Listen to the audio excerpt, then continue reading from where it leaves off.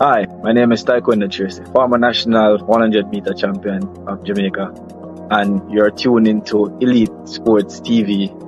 Like, share, and subscribe to keep up to date with all of the new and upcoming informations we have to do with, especially corruption in athletics. And turn on the notification bell to get all of the upcoming information that you need.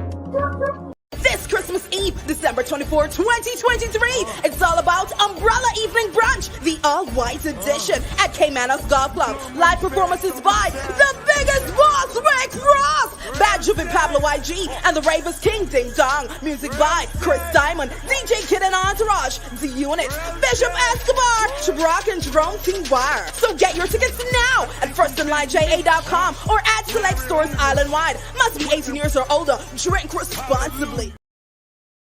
This Christmas Eve, December 24, 2023, it's all about Umbrella Evening Brunch, the all-white edition at Caymanas Golf Club. Live performances by the biggest boss, Rick Ross, Bad Juvie Pablo YG, and the Ravers King Ding Dong. Music by Chris Diamond, DJ Kid and Entourage, The Unit, Bishop Escobar, Shabrock and Jerome T. Wire. So get your tickets now at firstonlineja.com or at select stores island-wide. Must be 18 years or older. Drink responsibly. Okay. Hi, this is Yasmin Jameson, Reggae Girls goalkeeper, and you're watching Ryan LFC's YouTube channel. Please like, share, and subscribe. Hi, I'm Marla Setman, Reggae Girls top midfielder. Oh, let me start over again. All right. Hi, I'm Marla Setman, Reggae Girls top midfielder, and you're here on Ryan FC and Elite Sports. Don't forget to like, subscribe, and comment to keep up all to date with Reggae Girls and Reggae Boys top news.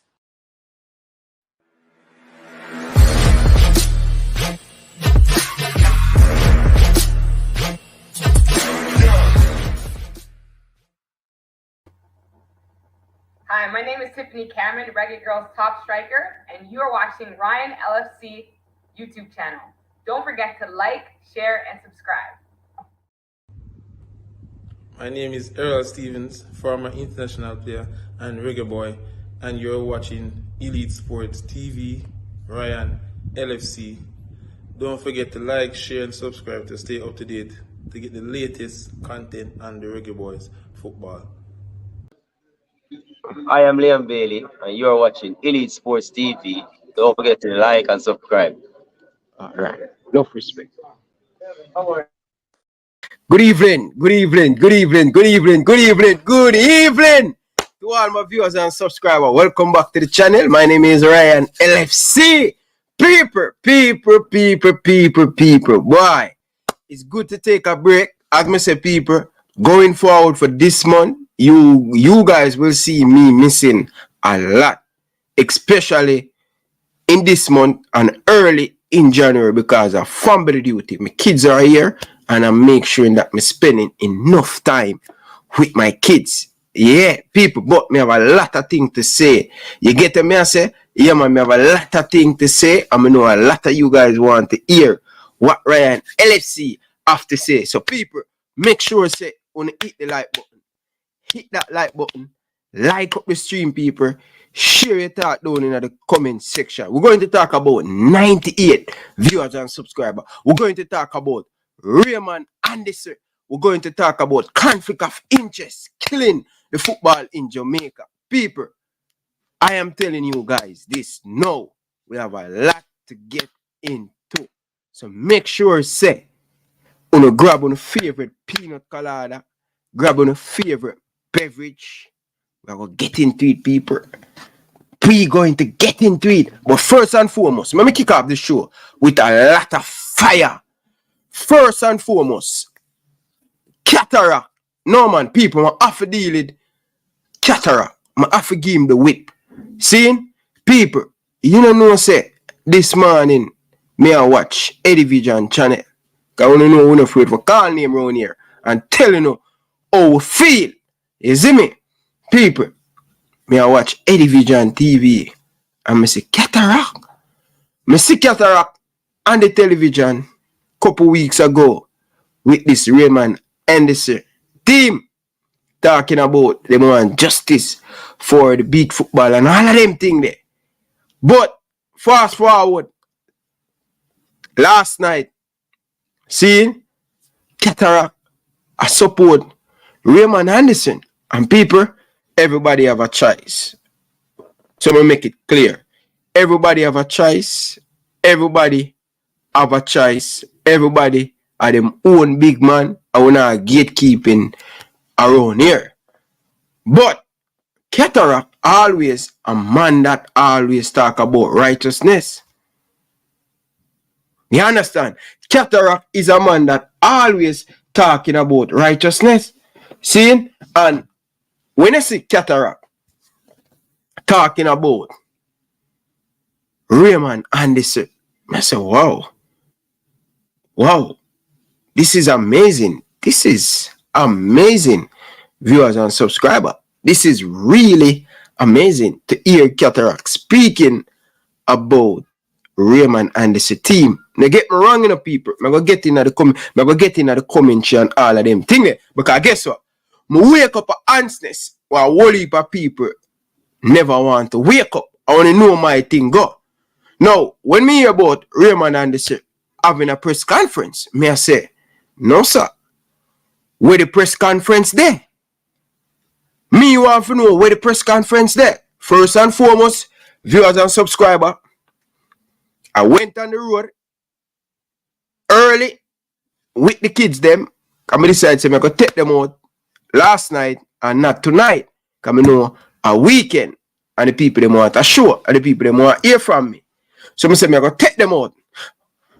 On my way, going to the playground with the kids them, I get a boom. I get a message coming from my phone. And when I say boom and check my phone, somebody send me the link for the Raymond Anderson press conference and the launch of whole heap of sitting. And I say, wow, this is good. But first and foremost, people, let me tell you this. We're going to give credit where it's due. Seeing, I was watching the press conference or the launch, and I must say, well done by the Raymond Anderson team. Whosoever put that together when they talk about. This is where me I look from the JFF month on top of month for the press conference. Like Raymond Anderson was speaking and me I hear every single thing that Raymond Anderson was saying. It was smooth, it was clear, everything, the audio, the presentation, everything, in my opinion, people me like it. Like the first, when me really become the thing late. When me come back home last night, me decided to say, me nah go my bed after about 2:30 them time, I go my bed. Me sit down up, and you don't know, it was live, so me catch the back end of it. So me say, me want catch back what me miss. So me say, boom man, reach home and sit down, right this up in my setting, people. Right this up, me sit down. And I say, me I watch back the whole of this thing, come on, know what is going on. So anyway, coming back last night, Bram. Watch every single thing, people. Every single thing. Me no miss nothing. Watch everything. And people, when it read 48 minutes in the thing, in the launch, people, me not go around, me not go lie to them. Me say, wow. Wow. Wow. Me like what me see. And people, same time, I pick up my phone. People, now I go tell you no. I message somebody who close to the Raymond team. I message them, people. I go play the voice note. Because we know the joke thing. I go tell you no. What me say, the first 48 minutes, people. Seeing? And I go tell you no, people. And my views always, I keep it the same. Wait, hold on, the people. I'm going to play it, people.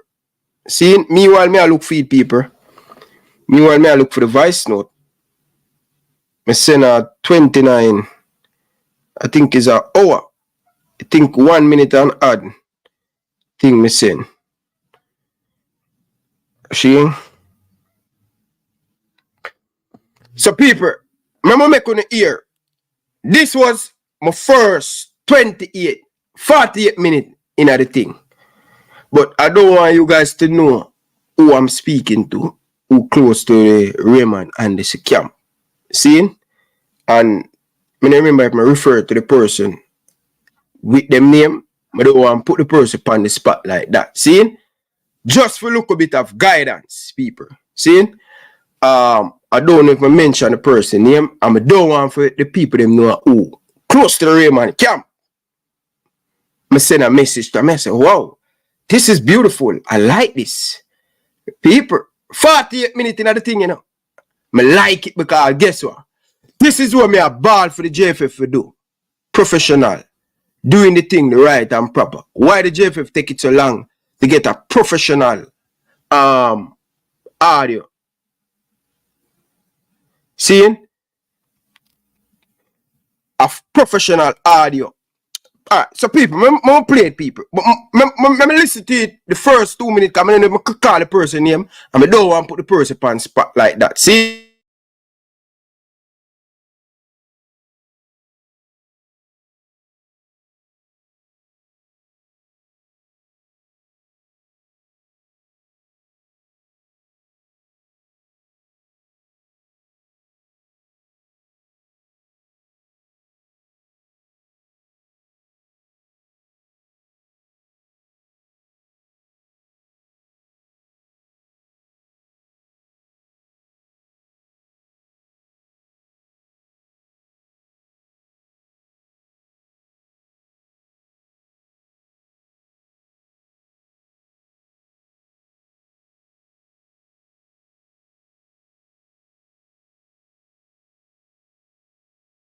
Good evening, you know. Alright, people, so I never call the person name. So I want to make sure so I get that. Seeing anything else, I can deal with that. I just want to know so I never call the person name because I don't want the people them know. And I don't think the person want them name. But listen, this is what when the same person send me the link for the launch. But let's listen to it, people. Virgin, good evening. You know, I take the kids out. But coming back and I listen to Raymond.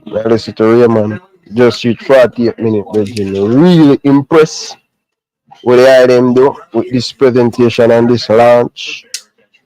I like it so far. And I'm talk about trust. You see where the man them will mash up the football. Something good, Raymond, in this press conference. Him idea and all of them things there. As I say, 48 minutes reach so far, I'm like it. Seeing, but Raymond have all the good intention, but people now give him a listen ears because of you're part of administration for years that cripple.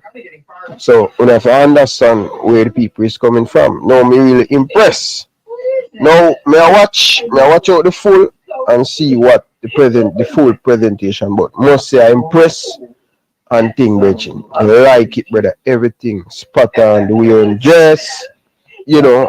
I listen to the whole press conference, clean, no glitch, well professional, and that wants to going forward. But yeah.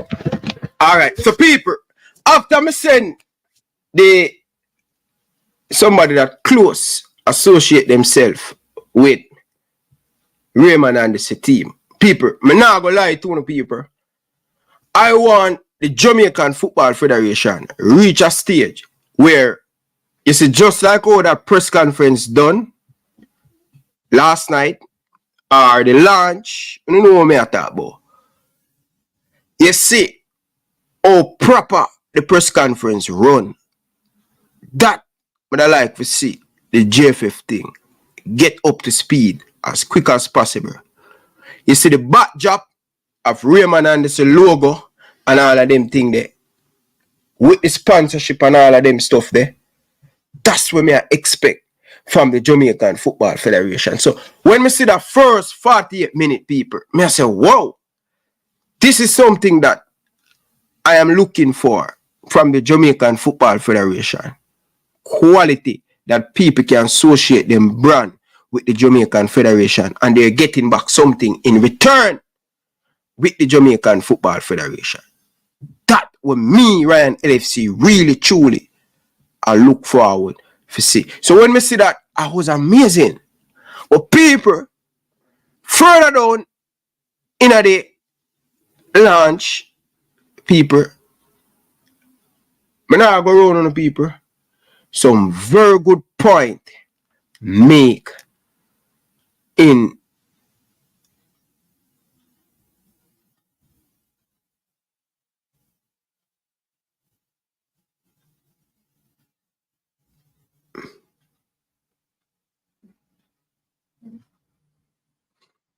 okay, so people, here I know.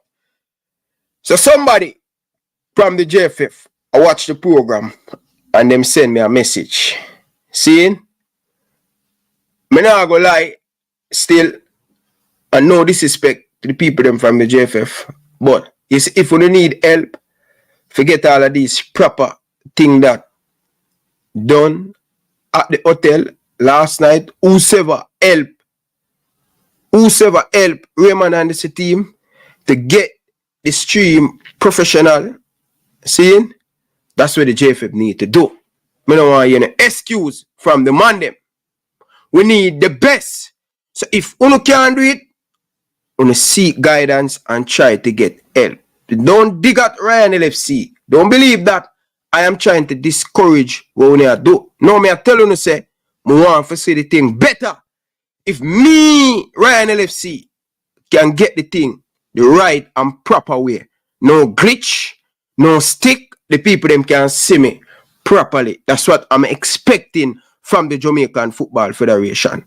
So, I don't want the man them, the media team who are help out with the JFF feel no way or anything. Nobody. I am not trying to disrespect because the man them really I take it up to the nether. And I must applaud the people them who helping with the situation at the Jamaican Football Federation. And to be fair with them, the recent press conference has been a little bit better. And we are striving for better. So it's no dig at the man them, but I want to see better. So when a sponsor say, all right, JFF, you know, so I give you 10 million Jamaican dollar. I want to see my backjack, my company logo in on the press conference. Every single press conference the JFF I do, I want to see what company backjack. I yet to see the JFF doing that and do it correctly. I now talk about some look sheet where the man them paint up some thing. Me talk about well professional thing, Bridging. When I do the thing professional, let's do the thing professional and done, Bridging. We can't take the half a thing, Bridging. So just make it clear on that. Now let's get back to the meat of the matter. People, we need to deal with this and never deal with it as quick as possible because really and truly, people. So, as me say, where me was impressed with the Raymond team, you see how Raymond team get the professional setup, me I look forward from that from the JFF. So if I have to go in our pocket and spend a little dollar, go in our pocket and spend a little dollar. Forget the thing much better. People, hit the like button, stop ramping me. Hit that like button. Now, let us start. And before we get into the thing, cataract can't hold out. I'm going to tell people all the time, you know. When you say, you at Ryan LFC, will stand firm in the Gideon, and now sell his soul, and we now pick the side, who want to see the better men for Jamaican football, who better respect me. Me don't want no for like. All me I tell you no. When you address me, when you talk to me, when you put some respect on my name. Because we are youth, we not flippy floppy. We can't say anything when we say off camera, or come back on camera and say that. No apology. We are keep it respectfully, and we not disrespect nobody. But cataract, a long time me know cataract in flippy floppy. See, in bunks all over this was a learning lesson for a lot of these YouTubers. You know. Because remember, right here, first cataract come and beat the jump. And me have to make a decision to get rid of Cataract off of the show. See? Now, him go all over on YouTube. See? And flippy floppy. That's when you know, say, you have to look really, really and look into people, Bridget. See? And Cataract, Raymond and this, one Raymond and this, me laugh. Joke thing. See? Flippy floppy. Cannot take him serious. No. Let's warning. Keith Wellington. Keith Wellington is a president. Keith Wellington, a man that have the ears of corporate in a Jamaica. A man that so many people respect in Jamaica. I reach out to Keith Wellington to get an interview with him because we need to talk to him about the progress of the schoolboy football and all of them stuff there. Keith Wellington, Virgin, as Ryan LFC, I talk to you tonight. I don't know why you feel like me I attack you. But remember, your brand is a big brand. Corporate Jamaica believe in you. And I don't want the man them feel like say, me I try dictate to people and tell them what them supposed to do.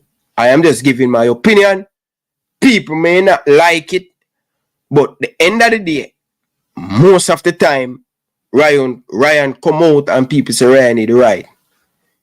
Sir, the principal of States High School, the man have so much dignity. The man reputation is clean. Do not get caught up with this JFF election. These man muddy your name, Keith Wellington. Be careful who you associate yourself with. Another thing, you build a brand over the years to build schoolboy football and to get it to the next level. I say, for help, I'm not telling you to get involved, but I tell you, Keith Wellington, my brethren, be careful who you associate yourself with. These man, they will rub your name, and when them put it down in the ground, and them dig the hole and put it down, them are go bury you, my brethren. Be careful. Schoolboy football is a big brand. You hear how much sponsor you get last season, and it improve and it get better. Keith Wellington, be careful who you associate yourself with. These man will muddy your name. Keith Wellington, all me I say, my brethren, I see you try run, and I see you try dodge bullet, but it's up to you, everything in your hand. Your name is everything, my brethren. Don't make nobody bring your name in a nothing where you feel lose sleep at night time. Schoolboy football and Dakasta Cup. Every year, it getting better and better. And it show that over the years, all of the game them, the semi-final and all of them thing they usually play at Constant Spring.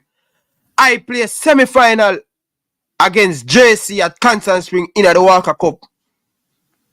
And people usually complain about Constant Spring. When it come on to September, a lot of rainfall in a Constant Spring. And people say, Issa can do better. Issa can do better. And Keith Wellington keep on and say, people, how for the better? And the product no reach or want reach it, who can afford stadium east, who can afford Arnett Garden, who can afford Sabina Park, who can afford the National Stadium on a regular base. Keith Wellington, people of Jamaica and in a corporate trusting you, my brother. Don't make them dirty up your name. Because me I tell you, my brethren, this football politics is not joke. So, me I beg you, Keith Wellington, careful how you mingle with these man. These man, them not care about them reputation. See? Them don't care about them reputation. and we want better for the football. So that is my advice. Keith, be careful. Mind them make you catch the virus. And the next thing we are going to do, you're going to bring all of the virus that affect the rest of principal them. Be careful. And be careful what you say. Because these man will drag your name. And the last thing, you want to associate the brand with these things. Alright. So Keith, that is my word of advice to you. You represent yourself. Last night, they hear them I say, you move like you're a politician and all of them things they come see. You try to dodge a bullet, you know, and thing, you know, and people say, you're a politician and all of them things there. When you try to do the right thing in a Jamaica, seeing them brand as a politician, seeing, and Keith Wellington, be careful. Them money I mother name. Them money not no shame. Them not have no shame tree. So me I warn you, cause I don't want to start beat up on this platform, Keith Wellington. So be careful who you associate yourself with. Alright? So we're gonna move from that now, people. See? So we have two other kicked off now. So people. So what we're gonna do now, people? See, and I'm also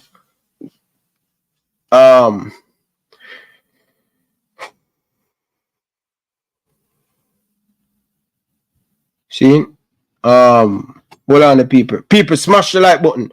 Alright, so people, before me get into the rest of the meat of the matter, seeing, I want to big up the Andre Blake. MLS is finished. He's in Jamaica 2-day camp. Seeing, we want to big up Captain Andre Blake to keep a clean it for the goalkeeper them in Jamaica. We need more of that, and we need more pass play to come back to Jamaica and help with the football. Seeing, but not get involved with the corruption and all of them things that I make the virus sketches. So we want to big up the Captain Andre Blake at the Captain Horace Burrell Center. Seeing over 2 days. Very good goalkeeper camp. Seeing some pictures, seeing some video, and all of them stuff there. With the camp. Now, people, let's move on again. Alright now. So we speaking now about this thing now. Conflict of interest.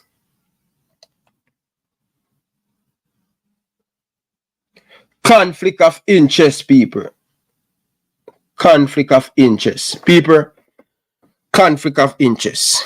Conflict of interest. People. This thing is killing the football. Conflict of interest. And the prominent one now is Mr. Danny Beckford, the sentence president. Seeing he's the center and a president, you know. No, he's a GenSec of Mount Pleasant Football Academy. Seeing? And with in this election now, whether we like it or not, Mount Pleasant have 2 votes plus the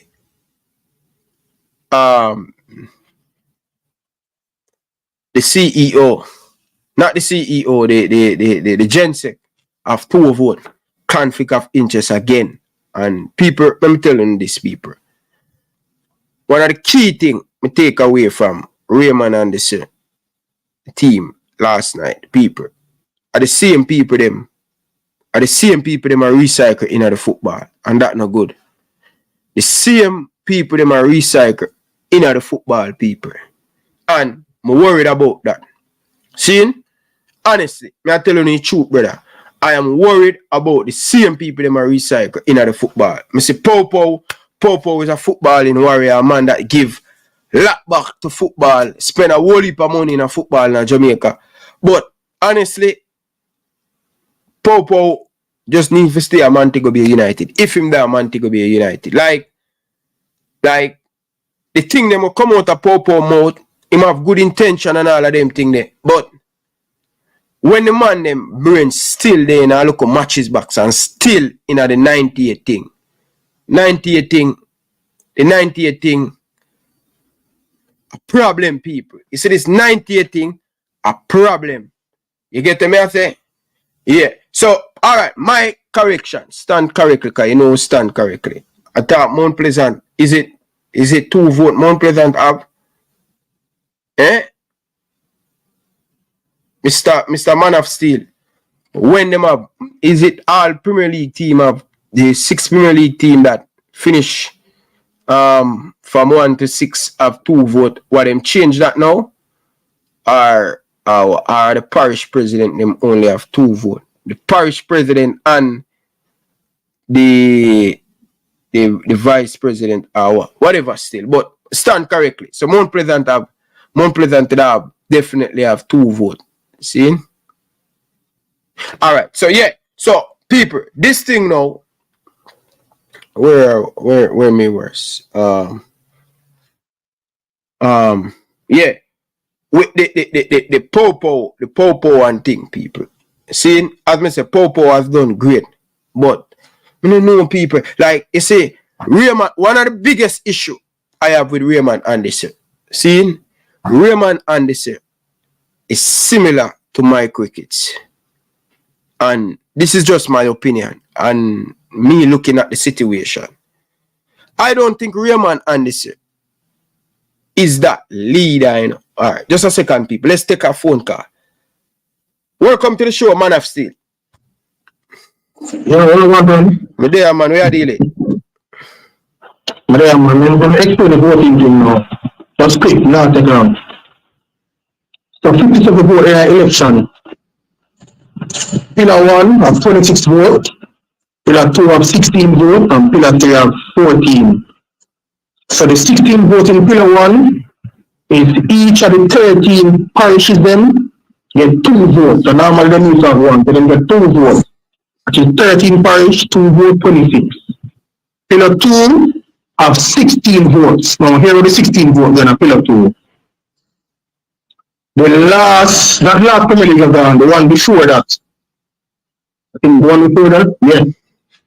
The team that finished in the top 4 of the Premier League, they get 1 vote each. So Tier 1, which are Men's Premier League, JPL, the top 4 teams get 1 vote. Tier 2, the top 4 teams get 1 vote. Same thing for women. However, in the women's section, they don't have the Tier 2 women football yet. So each of the Tier 1 women's team get 2 votes. So I say you get the 16.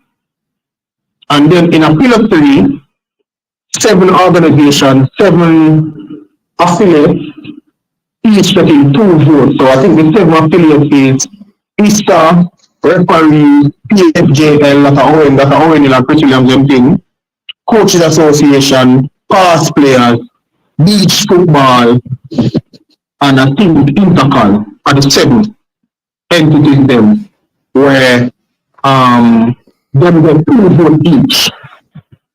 So yeah, that's how the voting thing is.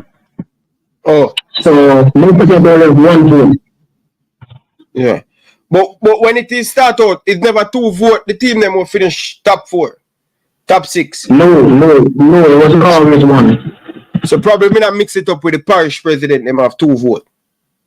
Yeah, so each parish president have 2 votes. Not was a president. Each parish association have 2 votes. Mm-hmm. But and I think on the election day, I think it's not the president that can go and vote, you know. Well, yeah, the president can go vote, but like, you know, Danny Bedford case now, he can't vote because in the on a split, so somebody else from the parish will vote. And now them change it up now, so the parish president will not be board members anymore. Like, you can't be board members automatically a parish president. So I think the board members them will be the person them for the slate, and I think each of the concept them are going to have a chairperson, and that person will be on the board.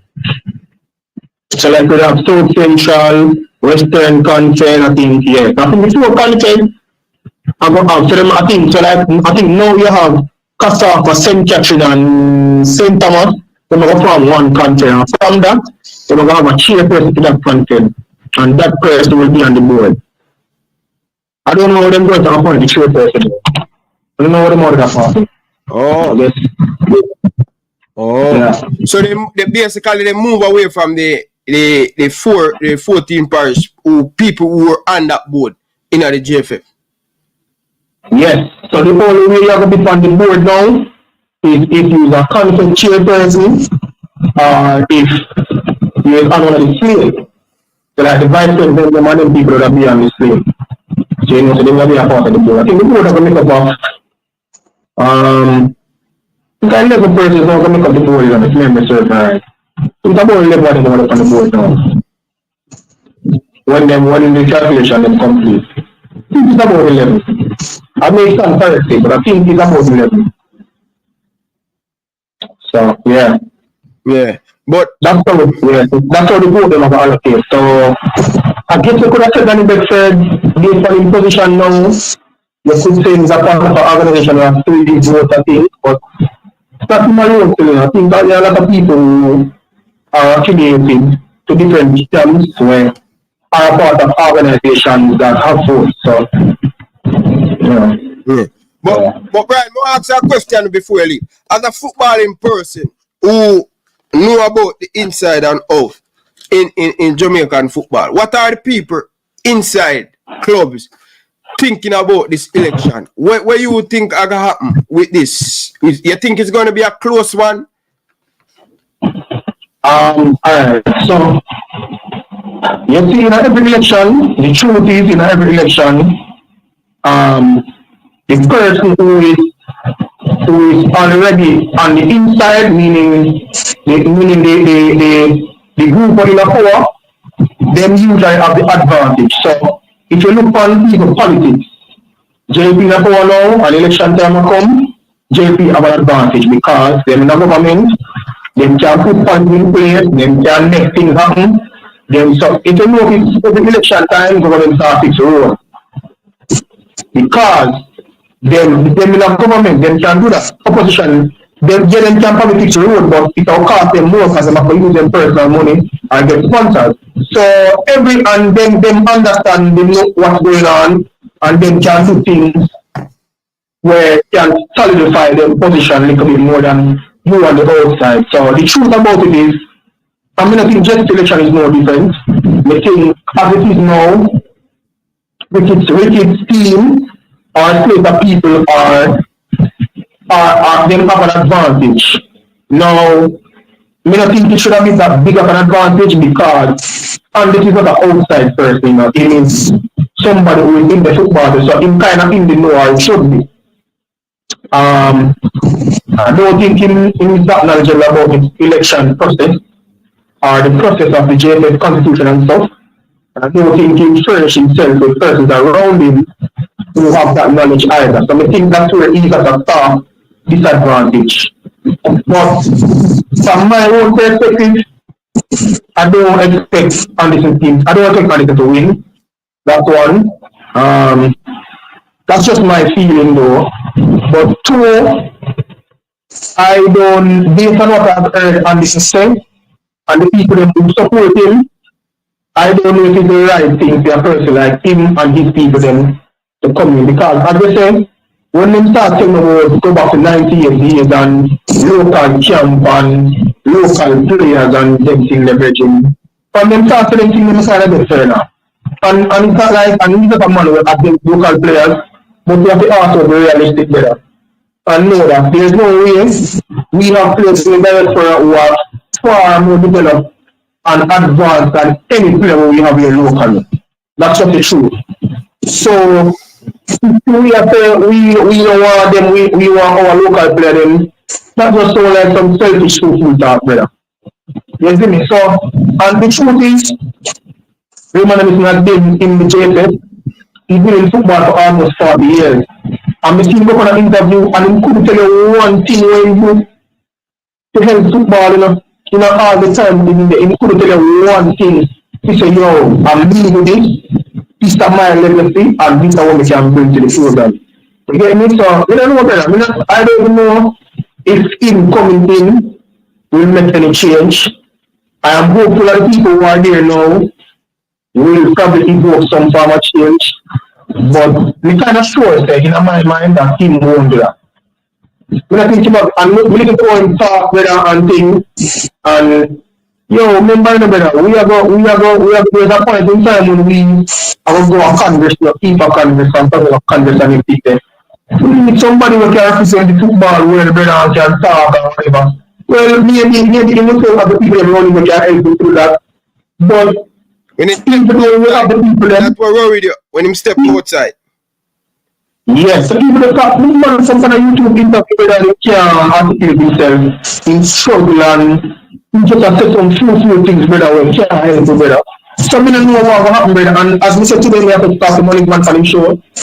We have to say to myself, say, yo, you know that in a contract, Caribbean teams have the most votes in CONCACAF. Yeah. Like more Caribbean teams make a CONCACAF than the other nations. Then, however, we have the weakest voice in the CONCACAF, brother. And that happens from the demise of Captain Burrell and Jack, one of them. Caribbean football in CONCACAF just poor. Now, the truth is, maybe the other nations they want to Jamaica, who is the Caribbean powerhouse, to take up the mantle and kind of lead the charge and things. You see, so we want a leader who have the acumen there, have the understanding there, and is very knowledgeable about not just football in Jamaica, but football in globally and practices and everything there. You get me? And we don't think too much money, but I don't know. We don't think too much money. I don't even think 100% that Mike is the man either. It's just that me confident him have some people around him who me think we can help him to navigate that space a little bit better. But we're not inspired by Raymond.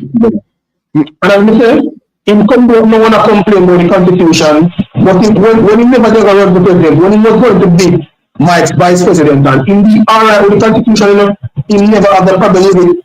In sit down there and the whole of them vote on and do it in a law. No, that in feeling hurt and more run against Mike, he have a problem. Me not subscribe to that there. So, you know, I guess we wait to hear what Mike them have to say, and then maybe we can have a determination of where we are going from this stuff. But as it is now, me here and listening, I'm impressed by it. But that's me still, I'm checking about it. Alright, big up yourself, man. But hey, one more thing before you leave. Hey, listen.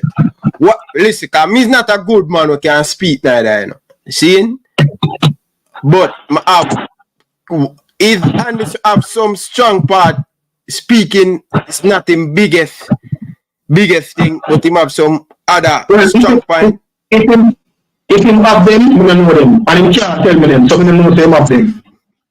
So what you say about my strong point? Bro, you are. So, maybe you don't have the document to speak it for everybody else. But you understand the YouTube space, and you have people around you that can help you with the algorithm and make your thing look presentable and better. I'm not talking about just ability to talk standard English. When we listen to him, he don't understand what I say. He's not better, and that's the reason why you hear him come out of that ball now. Because a lot of the things they were complaining about is because he don't understand why it happened to him, brother. So it's not the fact that him can't talk standard English and so like he come from England, and that's that he doesn't understand about it. He just laugh to our going, brother. He just laugh, but that's better. You are running an election, brother. First thing you need to do, have a canvas. People support you have, support you don't have. The people, remember, keep the money board. In claims, in one association, then who are the defense franchise now, they should have been affiliated, whatever. See? Alright. So, me come in a space here, I mean, okay, we have an election, I mean, we have 5 votes. I mean, more 5 people who tell me, say, yo, if we are running, we get my vote. Now, the main aim to get them to, the main aim as community to be able to get an election, to get them to be eligible to vote. No, then any common man will have little common sense. So we have 35 people then, bring the rules to them and say, yo, you need to have this, that, this, or whatever. Keep off them thing, alright, the other thing you know, go on to affiliate yourself. In man can't do that, brother. And when Jamaica is vote and the people convert, and the people convert, when man start picking you on and telling man that foolishness, and you just don't vote and vote, brother. No, brother, man. And as I say, it's not a brother, catching the early morning now. no brilliant speaker, brother. But he have knowledge about what he must say, and he must understanding about the football and about the reasons of football together. And me not think Raymond. The truth is, me not think him have it, and me not think him have enough people around him to have it either. Then maybe be knowledgeable about some other things, but not football, brother. Not the reasons of football. Then maybe know only for other things, but not it. So, yeah. All right, sir. Big up yourself. Frank, sweet. But yeah, you hear Man of Steel just talk people and him give him opinion on all of them stuff there. The thing. But people, me not gonna lie to the people. The people them around Raymond and this year. I don't want another president with Labour. I don't want another president with Labour. I need a president I go take the JFF, and when him said that, not a bully, not a person who are going to be a dictator, no. But when him talk, people listen. See, if they put the two presidents, them, both of them are similar people. The difference is, with the two of them are people around them. Make sure set that clear. On the wicked side of people around him who understand about election and what to do to win an election. Seeing on Raymond's side, based on how I see, with so much fold up with the election and some of the things that the current administration is doing to, according to Raymond, they're doing a lot of fraud. They do a lot of fraud and all of them stuff there. Me think the people them around Raymond are some very smart, intelligent people. We not doubt that. But one thing, the Raymond team, you see like how the president have some bully, cause cheek yard man them a bully, you know. Cheek yard man and puppet master them a bully. And when me tell you say bully, I have another woman with a pan wicked side. You see the people them with a pan wicked side, and me telling people, I know some joke people them. On the Raymond side, you have too much nice people. Yeah? And in this current age, with the football, me are telling these people. You see why me are telling some people? All of them have to go. All of them have to go, people at Jamaica. We just recycle, but the same people them. You understand? When I listen to Raymond, Lange and thing, you have some good point in it. But you have a whole heap of thing that I don't agree with. This 98 thing, but I'm going to develop. We not just stop fool self, brethren. See, this thing where we are talking about develop elite athlete down in Jamaica, and me are talking about football. First, we have the coaching for do that. Coach them only can take the players them to that level there, but they cannot take them to that world class level there. Shaman Lucas have to leave Jamaica to improve. See? Because the coaching is not up to speed as yet, people. The coaching is not up to speed as yet. And I don't think our coaches going to up to that speed. We can aim for that, but we're coaching, I don't have the money to keep the best talent in the country. This thing where we are talking about, we are built from, football pass way past 98. And then this, I have a problem with the man in my gym, you know. But, like, really and truly, Virgin, me no feel no, I don't think Raymond and this will lead, or the leader for move Jamaican football forward. I just not see it. I just don't see it. And not get me wrong, him have some good people around him. Him have some good people around him. But I don't trust some of the people them around him. Because I don't want the football. That's what I'm telling you, people. Like, I'm gonna say, yo, who them want me for pick? It's like your pick. It's like, yo, the man you evil, you have Ryan evil, and you have Elite Sports TV evil. It's like I'm gonna tell me for pick. Who are they? Me I pick two evil. I can't pick two evil. None of the two of them no good. Ryan LFC and Elite Sports are good. So I can't, it's like you left in between them like this two. Because them just not good enough.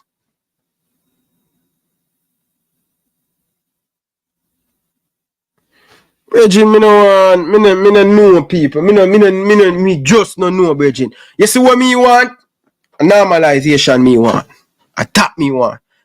And me I will encourage Raymond team to go as far as possible to bring them to court.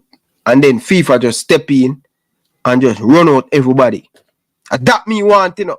My goal is to get rid of all of the people in the administration. And you see, for the good one them were in there, the good have to suffer for the bad. The good have to suffer for the bad. Now, Raymond say, I want to build stadium. Them are going to build stadium and all of them things. Now, where we are going to get money for build stadium? Where we are going to get money for build stadium? And at the same time, we are looking for trying to improve the football in Jamaica. It's impossible. Nothing wrong if you say you're a dream for you want to win the World Cup. Nothing wrong with that.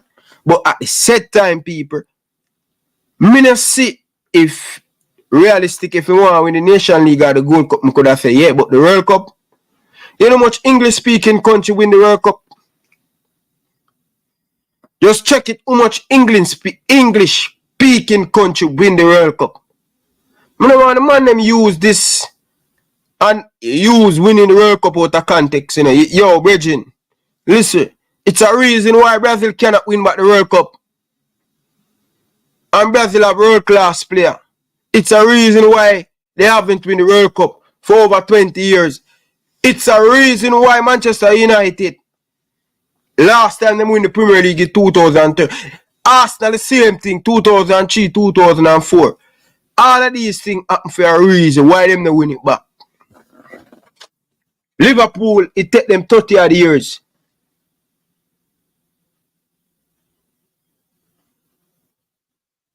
It take Liverpool 30 odd years because they never have the right people them in place for the thing to grow and nurture the right and proper way.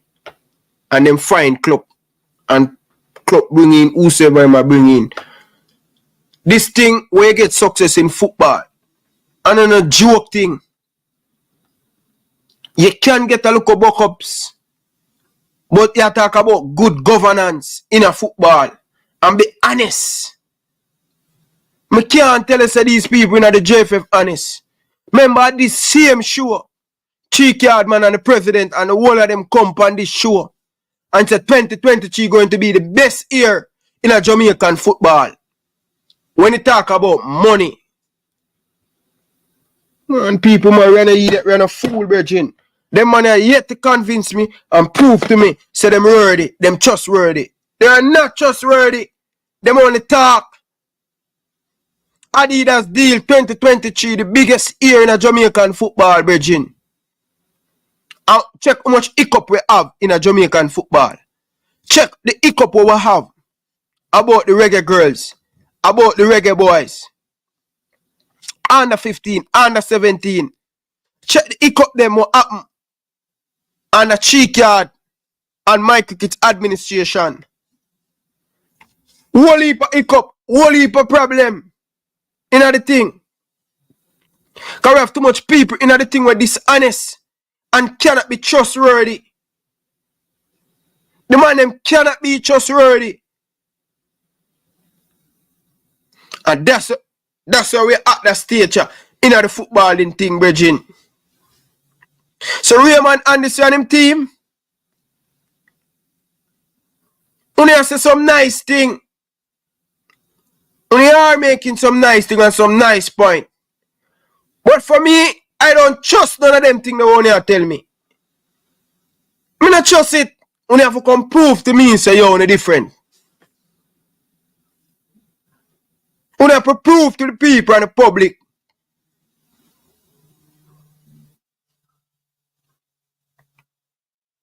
The football in termite down in Jamaica.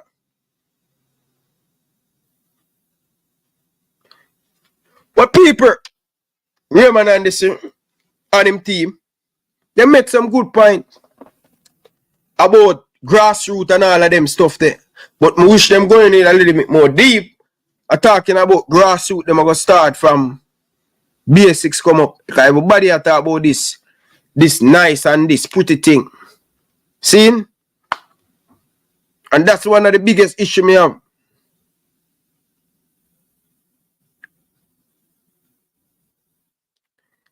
I'm telling you this, people. It's all sweet word. People, hit the like button. Let me find it, people. Come here, bring it to the public. And Me don't want a nice word, Virgin. Me want to see the man them do action. Me want to see the man them do work. I need the man them to do work, Virgin. We need people who are going to do the work and not just talking there. In the parish, them one of the biggest problems in the sports down in Jamaica is the man them in the parish. Them not doing most of the man them not do nothing in them parish.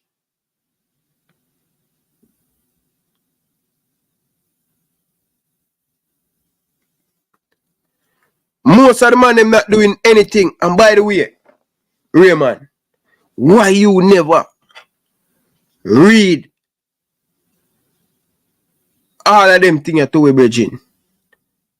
I pay sweet talk, people. Me used to them money. So when a man can't come trick me and fool me, because I know the man them with them sweet talk, Virgin.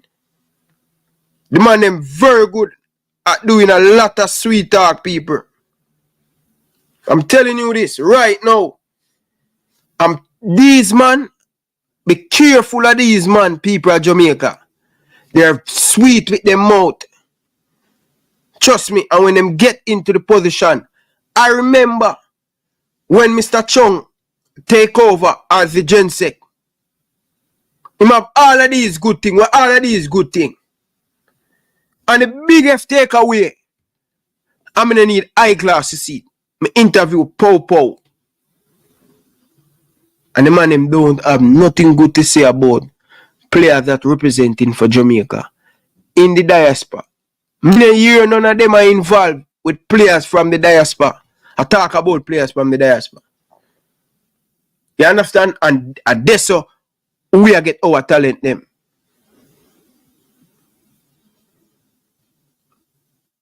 That me worried about.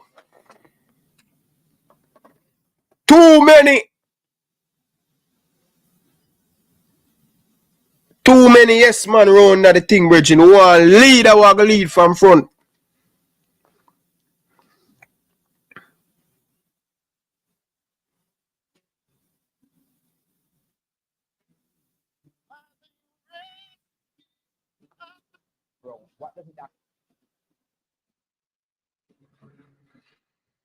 You understand, people? That me want, Virgin.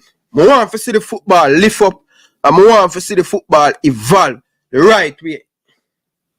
Alright, so people, never make you hear this. Listen to this, people. I was hoping that he would have had enough time to do his version of From a Little Cottage in the but it didn't happen. All right, we are at the point where we will be given some very important information. It's always good to say that you can and that you will, but you must have a plan of how we will and how we can. So I'm now going to ask Onaji Bell to make the official presentation of the manifesto, Real Solid Action.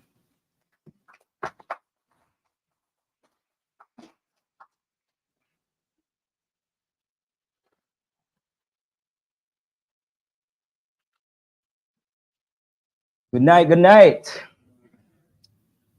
We all good? Mike?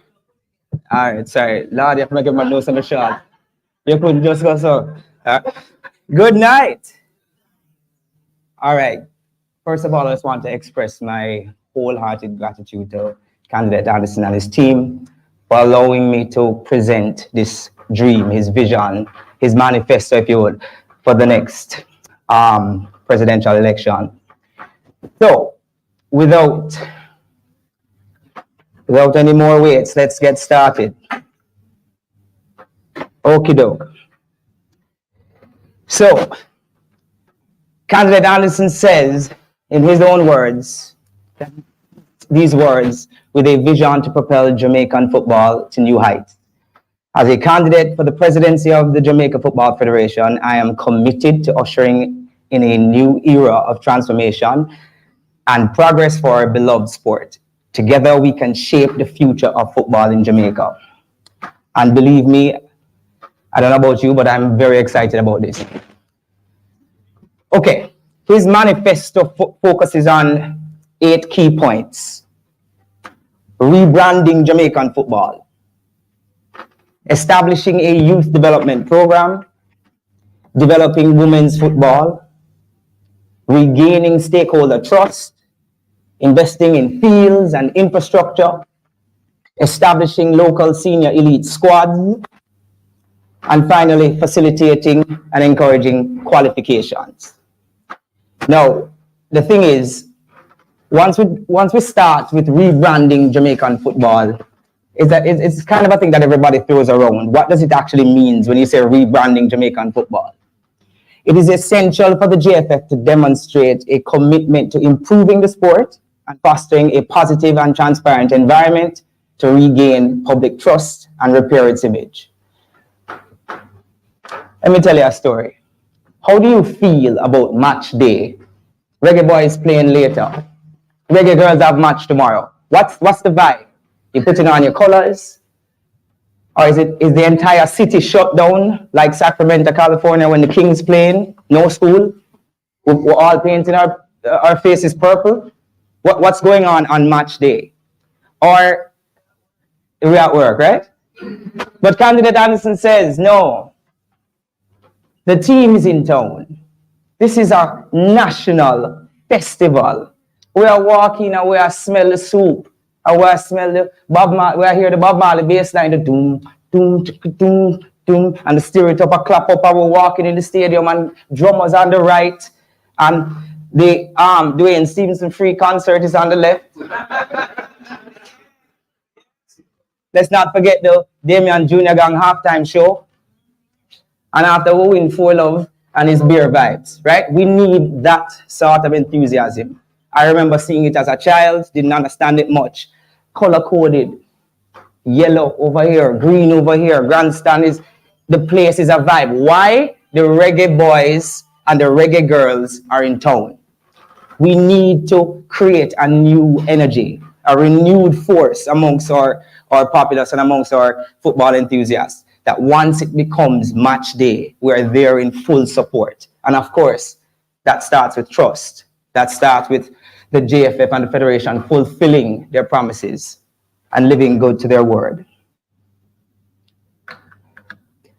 Okay, we're on to youth development. Youth development, that's the thing you say every time you want to say the right thing, right? What we're up to, develop the youths, but what does that mean? How do we achieve that? Where do we start? Now, what excited me most about candidate Anderson's 27-page manifesto is the fact that there was included in this development a central database.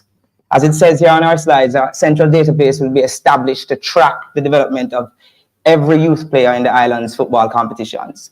This system will enable parish coaches to easily enter and access data, and of course, providing a comprehensive overview of player progress and facilitating talent identification. This data-driven approach will be instrumental in making informed decisions regarding player development and, of course, the efficiency or effectiveness of the program.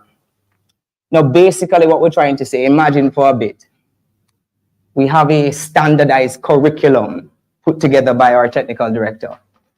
beneath the technical director administratively, we have maybe 13 to 14 head coaches for each parish. This cannot be done without the parish involvement on all levels.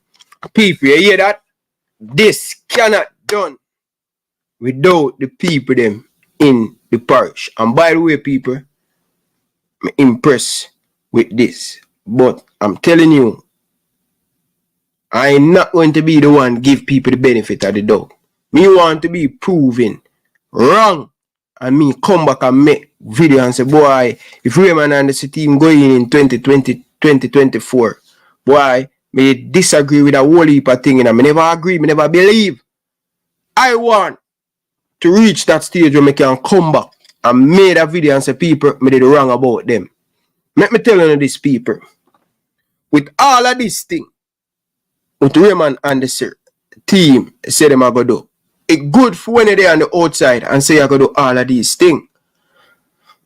So, why my crickets them and speed and all of them cannot put these things in place? Remember, you know, a John Wall and Coach Grims have come in and put in a database. And I don't even know if the JFF have that database. And them have the database where they track players, youth players, senior players, and them have a local document where them put where every player and the thing have a Jamaican passport.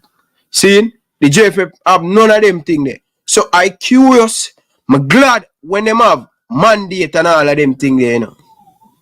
I'm glad when them have these things, people. The money, we can go back and play all of these things. So when them go in a power, see, we can use back all of these things where they saying we have to get up to date with computer. Our footballer Jamaica have to get up to date with a lot of computer. And with that for work, all of these parish, whatever they keep these documents. So this thing, it's supposed to take a lot of money, you know.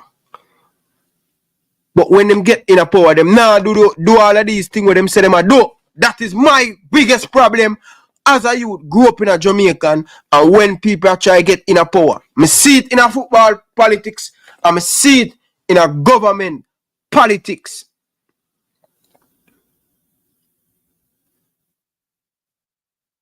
You understand? All Grims have to come in and build his own database. The JFF never have nothing to show to him. And them say we have a whole heap of bright and smart people. We in the football, we love the football. These things take commitment and take people who really willing to work. Most of these people in the parish, them not willing to work. Most of the parish president, them not willing to work. Them lazy. And they keep and continue to keep in their position. So this thing, it's nice, as I said, they make some excellent point. But will they get the opportunity to do all of these stuff? I'm telling you, people. These are all pretty things. Me not believe none of that. I don't believe one, people. It looks nice. It's so nice. But I don't believe. I don't believe the people. But let's finish. Listen to him. And Mr. Anderson, are you the right person for you tell the public them this? This is one of the big things that I scared for you not to read your manifesto and all of them things. Me worried about that. Oh, you're there in the room and you want to lead an organization like this. See? And you sit down in the room, brother, and somebody else read the thing, brethren, and I tell the people them, wow, are you supposed to come out on the front as the leader, show as the leader? Me no business when nobody wants to say, me take off a whole heap of points, and me say a whole heap, because that's one of the thing them that. My crickets is afraid to lead from front there in football. People, remember, you know?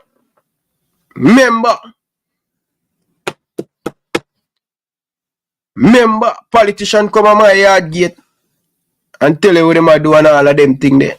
And all no road can build. That's why I don't want none of them 2 persons who are run for this election. All of them must go bridging. Because it's to show that the man might rotate the same set of people them in the football. And you know the funniest thing? When we really look on the team, I see no young and fresh. And I like people who have experience, you know, because me not really date look a girl. Me like date big woman. Me not date look a girl. So let me just make it clear. My woman them have over 40. And more. You understand? That are me. Me like my woman them over 40 and more. Warm to the younger women them. Warm to the younger youth them in the football. Me not see. And Raymond and this team. And my cricket. Me not see the younger people that get involved in that football.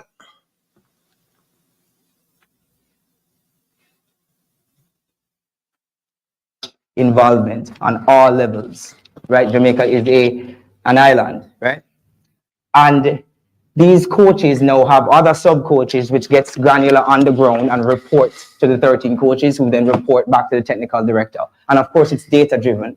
So perhaps we have even an app that we can enter the information. So from our offices, we can track the progress of these youth players. It is not when under 17 coming up and we have to round up a team quick or what we're going to do. And then under 20 camp start and we have to find, no. We have this here and we have been working on it and we have been tracking the players, right? So 2 things I think is most important that stood out about this. Well, everything was important, but what really stood out to me was the fact that Anderson believes that this app or this data-driven decision-making process is important. 2, the fact that all island, all parishes will be involved, and we can track the players from grassroots coming right up, right? Now, this evening, I think, is about history. This is a pivotal step. This is candidate Anderson and our team and all our football enthusiasts here saying, no more, time for a change. Now, the Federation, of course, will be responsible for overseeing aspects such as the logistics, the scheduling, and securing sponsorship to ensure these leagues run smoothly. But the U13, the U15, the U17 leagues in every single parish must occur, and it must occur timely. Also, if sponsorship is required, candidate Anderson says we need to pitch in and make this happen. If grounds need to be maintained for this to occur, we need to pitch in and make this happen. We cannot build a federation without a strong base, without youths coming up to replace these. And what are we doing for the succession plan, right? Very, very important. Local elite squads. Local elite squads, when we think of a local elite squad, what comes to mind? I can tell you, I can move around my lapel on. Lovely. When we think of local elite squads, we think of the Jamaica Football Federation working closely with the Premiership, men and women. I think we probably need to establish the Women's League a little bit better, get it running before we can even say that, right? And once we have these leagues, we are identifying the best, pulling them into camp, similar like what we were doing selecting a team. But the point is, why not invest in a local squad that are permanently in camp, actually gets released for games to play with their clubs, and you know, this gentleman is playing right back, and he is a good right back. Well, we have him playing right back too, and we're working with you, coach. All right, this is now where we have some issue with the presentation. See? This is where me have problem with. This thing where we have camp people. See? And I don't know if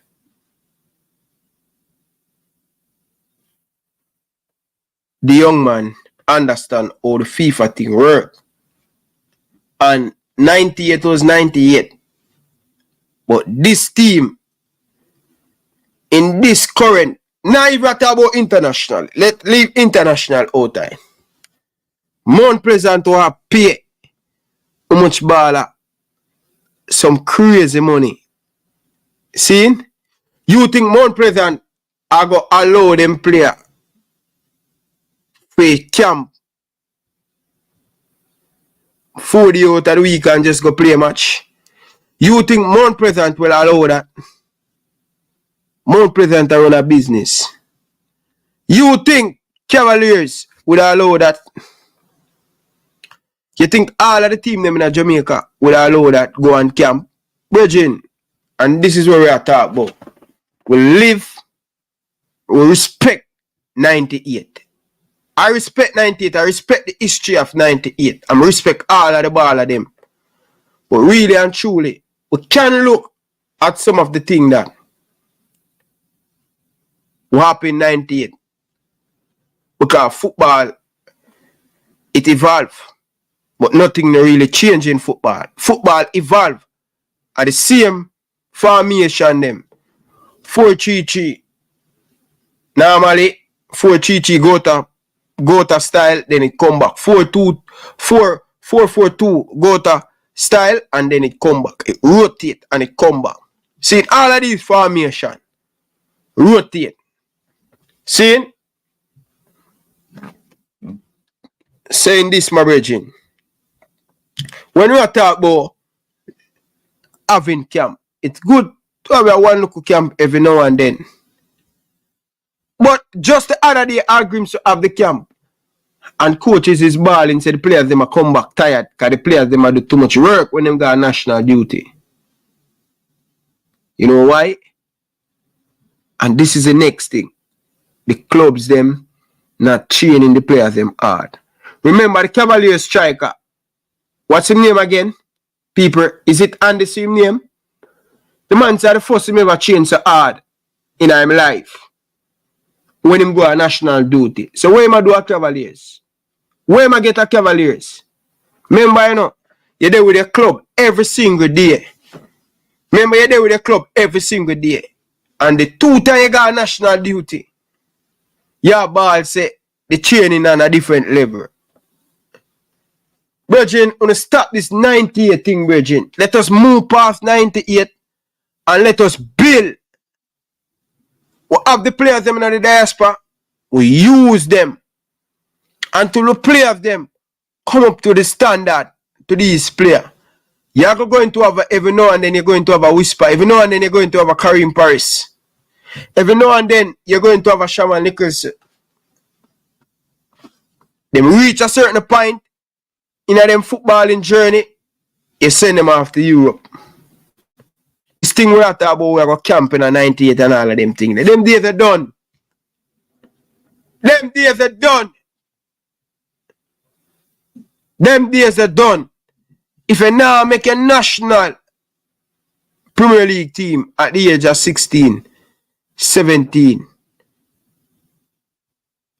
you make a Premier League debut at the age of 17, 16, 2 years, 19, you move out of Jamaica. This thing only come talk about 98 and all. It will not work. No, I'm telling you. Them days are gone already, people. If you develop the youth them, just prepare the youth them and develop the youth them the right and proper way. But this thing, where the man them continue having them head about 98. I have some older folks, you know, because I them know, them call in for the show and start get mad. Come on, man. We're in constant dialogue. In the same way, the manager for the Reggae Boys or the manager for the Reggae Girls would be in constant dialogue with the clubs in which they're a part of to make sure they fit in seamlessly. What is that about? What can that achieve? Well, we sat down with Howard Juicy Bell, who happens to be my uncle, and he walked us through the preparation for the 1998 Reggae Boy squad. And I don't remember the exact number, but I really want to say something over the top, like 70 games were played together. It sounded almost impossible that they played 70 games within almost a year before qualification. And I'm saying, you sure? And he said, yes. We round them up, and granted, some of them were in camp, granted, some of them were in Brazil, but the point is, they gelled. And I strongly believe, and candidate Anderson strongly believes, that it was this type of approach that led to their qualification. So imagine for a second the best of our island. Boys and girls, male and females, are in camp, exposure, games. We call the big guns, the Nicholsons and the Baileys when we need them. But right now, we're working on our base. This will do two things. One, increase the talent and the performance in the local premiership. And two, of course, getting more players outside in proper club and training environments in which they can, of course, attract transfer fees for clubs, develop the sport some more. And I think it's a wonderful idea. And it definitely would work in propelling the sport forward. All right. So the part that everybody is waiting for, restoring financial stability. We cannot run an operation without funds and consistent funds, and showing, of course, transparently what we're doing with the funds. Achieving financial stability and sustainable economic growth in Jamaica, or in Jamaican football, requires a multifaceted approach and the involvement of various stakeholders. We will put as a crucial priority the improvement in the Federation's use of the FIFA Forward project for operations, which is, of course, essentially funding opportunities. This will include coming out of restricted funding. We cannot stress this enough. A proper assessment of our current utilization, significantly improving the reporting and accountability mechanisms, and ensuring our full utilization of what is available to member associations. And of course, this will be a number one priority, because the source of funding is way too valuable and accessible for us not to be utilizing it. Now, what exactly is this? We can talk the talk, but we have to go walk the walk. In other words, being on restricted funding, we were told that we have in excess of about $3 million US for the past couple of years that has not been utilized, that can be put to good use. If we are unrestricted funding and we have not made gestures or measures to correct it, then clearly we're going to be in problems. And if you're talking about millions of US dollars that potentially can be pumped into the Federation that we do not have access to, then clearly I understand that would be in problems. This administration, Team Anderson, plans to repair and correct the FIFA Forward project situation. And why am I stressing this above all? Because it's so much money. You don't walk into KFC and say, beg you $1 million US, no? Trust me, it's gonna work, right? No, that's not million US, that's not happening. But structures are set up for us to access these projects. And of course, it has proven quite viable in the past when we do. In addition to that, we can't say restoring financial stability without talking about the most important thing, which we'll go into later, but which is trust. You have to trust us. Even when we walk. You hear that, people? And I told you guys about this thing, about trust. And if you listen to Raymond the Builder, I don't know who give Raymond and this name, the Raymond and the Builder. And this, hey people, let me tell you something. And this one really, people love put on other name, Raymond the Builder. Raymond the Builder, what he have built in the football? What is Raymond and this legacy? That's why I mean I really kind of trust this whole movement, you know. You say Raymond and this, you do something. And I say, yo, look how Raymond and this, the man take center. The man take St. Thomas football and say, yo, team in the Premier League, things are going good. I say, example, people, St. Mary. He said, Raymond and this, you do so, boom. Have a team from St. Mary in the Premier League. A team in the Dakar Cup in a theme era, the well, stadium, remember 1 or 2 field on St. Mary. And me can say, yo, people in the Raymond and they say, what him have done over St. Mary? Virginia, them man, him done such a great job over St. Mary. Remember the man in the Football Federation for all long, you know. And as we him say, just I remember all these things. As the Raymond say, in the relay, have much saying in the operation of the JFF. You see, the last man who challenge my crickets. The last man who challenge my crickets now. was Ambassador Stevie, sir. What's his name? Ambassador Stevie, sir. He's a lawyer. And him challenge my crickets. And Raymond and this were supporting him. Raymond and this were supporting him. And him end up lose. And the JFF man, I mean the JFF over Ricketts side say, yo, we're going to take in Raymond and this, sir. I so come Raymond and this, sir, get back and keep a position in the JFF, you know, because at the time, in the JFF, in the last big election with my crickets, and the same thing happened. Raymond and this, the man them say Raymond, them cannot trust Raymond and this, the man them say them cannot trust Raymond and this from a long time. Because Raymond and this, always go against my crickets. So the man them say, alright, we have him in the thing in about. We're going to lock him out still. We have him feel look good and the eyes of the people, them, the public eyes. And that's why Raymond and this is still not the JFF, you know. I want to the people, man. Raymond and this, sir, really and truly, the man them they rate Raymond and this, sir. You get me? Really and truly, people, the man them don't rate Raymond and this, sir. The man them they rate him non-tall, Regine. Yeah? Them they rate him. But, as me say, Raymond and this, sir, Regine, you never have a legacy in your parish when it comes on to football, to develop the football in your parish. That's one of my major things, Bridging, with Raymond. And then the trust issue, well, I mean, I'm not trusting nobody from the JFF, brother. We need a total reform. We need a totally clean house, people. Them can't manage it. What I say? Them cannot manage it. And that me telling the people. Walk in as the new team. We're still carrying the baggage of the old team. So things have to be seen quickly, organized, and so that there is no question about what we're doing. And I think, quite frankly, having read the manifesto over and over, I really believe this is doable with the new team, Team Anderson. Okay, so we are on to, we're having some technical difficulties. All right, we're on to women's football. Now, we've all enjoyed the glory of seeing these women represent us. I know we have not enjoyed the recent articles in the paper and the mishaps and the who won new team and who is not playing, right? We need to get rid of that. We need unity and we need a proper approach.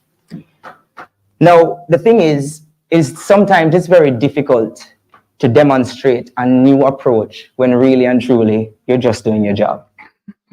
Sometimes it's difficult to say, oh, this is brand new, but really and truly, we're just asking you to do your job. Develop the sport like how you develop the male sport.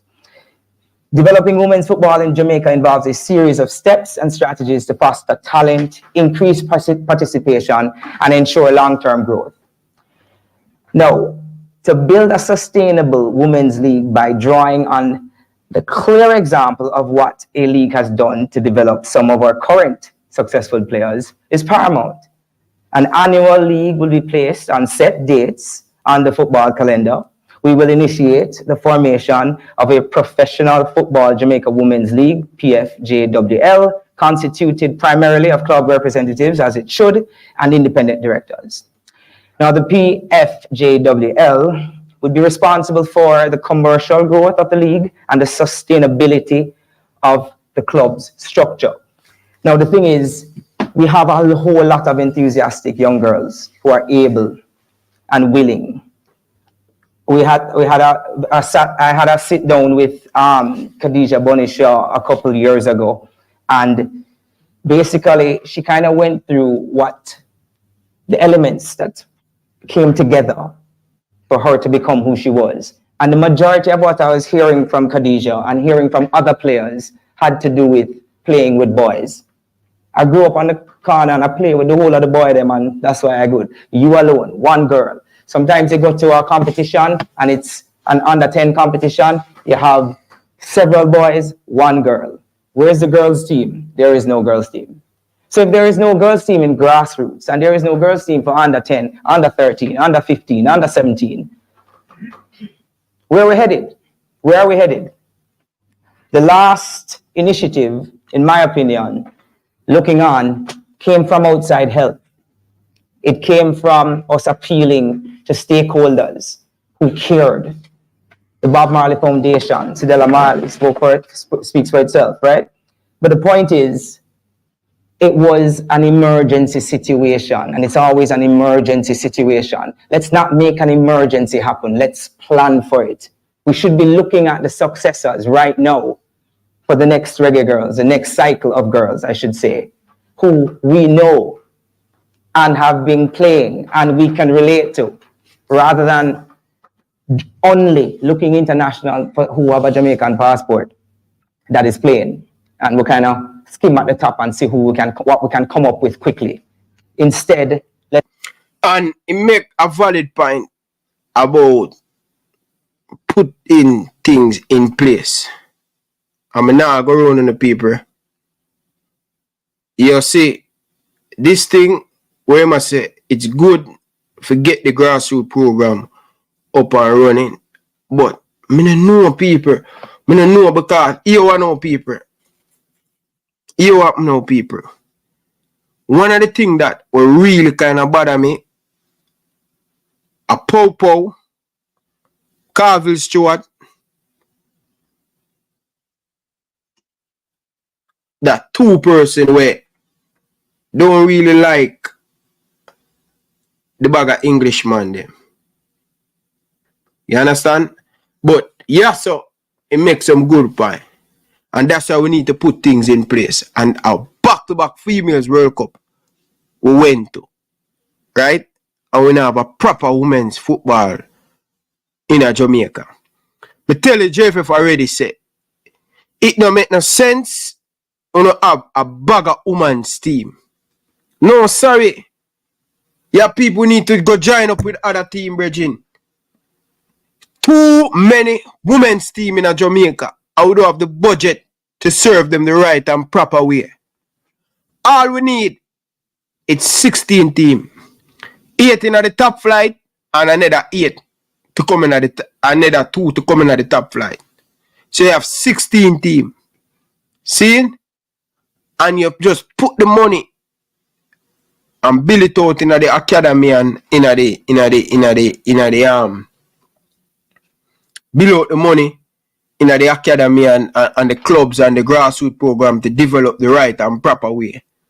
You see, if we don't do that, if this where we have 24 team and then in another competition, you have another 24 team, it not gonna work. Because I waste the money like that. This thing where we have a bag of team in the Women's Premier League, we need to just get 8 solid team. I will take with time.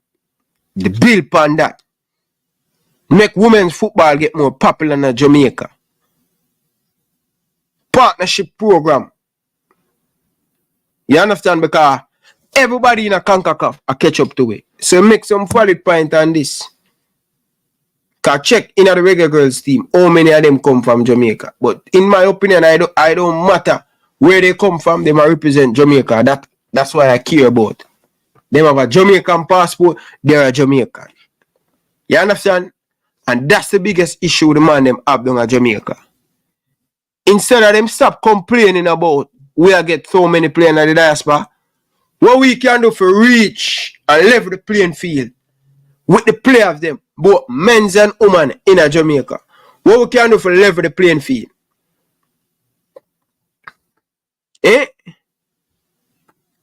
What we can do for level the playing field? That is the biggest question. What we can do to level the playing field. If we can't do that, we in a problem. The man them need to put them all of them energy. How can us get the players them in Jamaica to compete against the players them for the national team? And that's the thing what the man them need to do. And you know the biggest problem, women's football throw a lot of money in buying players and all of them things in a women's football. You realize we don't really have no issue on the women's side. when it come on to players, where the players them come from. We're not an issue with that, you know. But on the man side, all of the man them down at Jamaica, most of them who own club, they are going to do with the JPL player them. They more opportunity and all of them thing there. Because everybody look the nether player for sell. Joking people. If we not be careful, we're in a serious problem. Kind of skim at the top and see what we can come up with quickly. Instead, let's foster a proper women's league, a proper program that develops them, that we can track them, much like we've attempted with the males. And for this, of course, Candidate Anderson, I thank you. So, regaining stakeholder trust. The one in the normal. Now, this one is pivotal. This one this is the deal breaker, make or break, because without the stakeholders trusting the Jamaica Football Federation, we cannot possibly move forward. And what does it start with? Regaining stakeholder trust and support is crucial for the Jamaican Football Federation, especially in light of recent public discontent regarding the consistent mismanagement of funds and of course, personnel. This situation underscores a broader truth relevant to all developing football nations: the importance of transparency and mutual respect in sports administration. Now, transparency is key, and I am tired, literally, of hearing that that's what we're going to do. We say it so often that I don't even think we understand what it means. Transparency. For argument's sake, we are embarking upon a project that begins January 14th.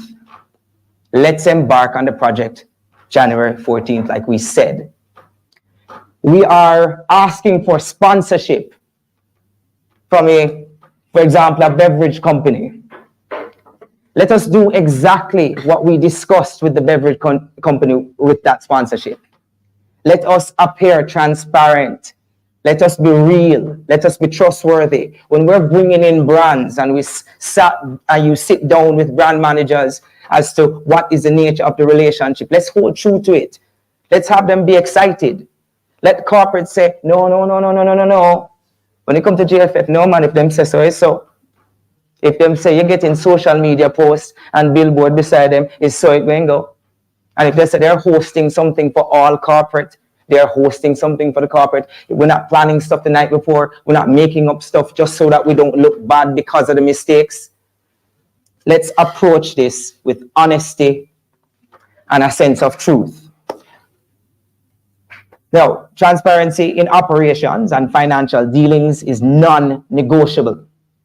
Stakeholders need to see clear, honest communication and understand, of course, how funds are being allocated and used.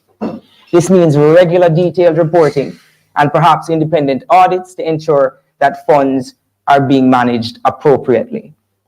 Now, having said this, it is not necessarily the easiest of tasks, but it's definitely doable. And it starts with Candidate Anderson and his team embracing corporate, embracing all our stakeholders, and showing them that we value them in truth and respect.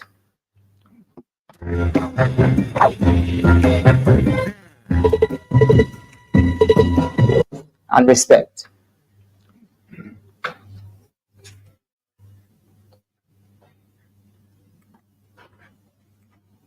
Okie doke. Trying again. Here we go. Okay, so what exactly is infrastructure? Infrastructure and development.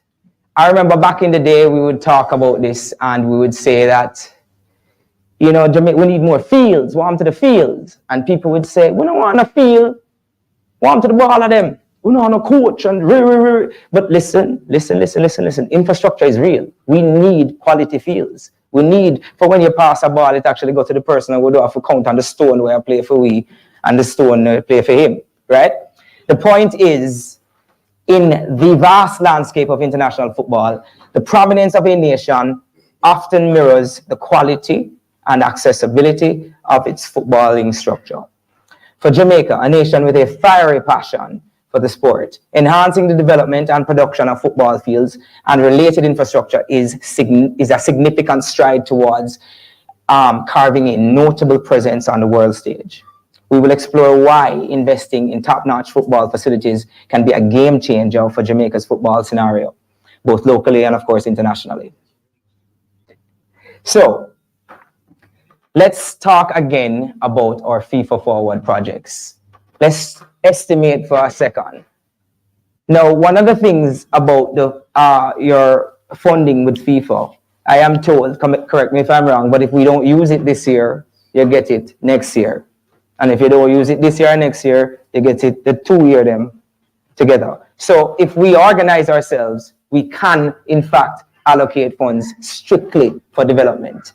Now, as far as I know, growing up, you're going into a stadium in the United States, it says the Toyota, blah, blah, blah, the American Airlines Arena, the this, right? I never see it say US Soccer, nothing, or CBF Brazil Stadium. No, it's a huge corporate entity that owns the stadium and quite often partners with the local club or country as their home. Why we can't get that? When is our turn? We're ready for that? Yeah, I think Candidate Allison is. I think once there is stakeholder trust, once there is transparency, once we see the entire 14 parishes working together from ground up, then we can start to talk. Then we can say, what about possibly upgrading the national stadium? What about possibly utilizing the stadium in Trelawney? What about building a new stadium? Now there are various factors. If we can, one of the things to good, nice building stadium, but in my opinion, the JFF can't even manage. This is what me I talk about, people. We are talking about want a new stadium, but we can't even. The Captain Roseberry Center, we can't even put people where we keep it and maintain the place. We can't even do good proper maintenance. If you check some of the stadium them in Jamaica, we not do no proper maintenance, and that's why the stadium always them mash up and look so. Cause we're not doing any maintenance. Now we get a new stadium 10 years from now. Rotten it down. I'm telling you. Nice politician talk, but I don't believe it, people. Does to think about. You don't just build a stadium. People have to come in and sit in it, right? And we have to have the people.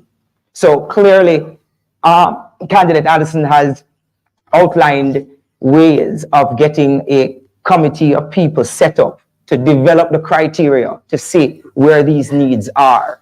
With this type of infrastructure, with this type of money focused on infrastructure, I think at that point it might become easier to say, all right, this year we're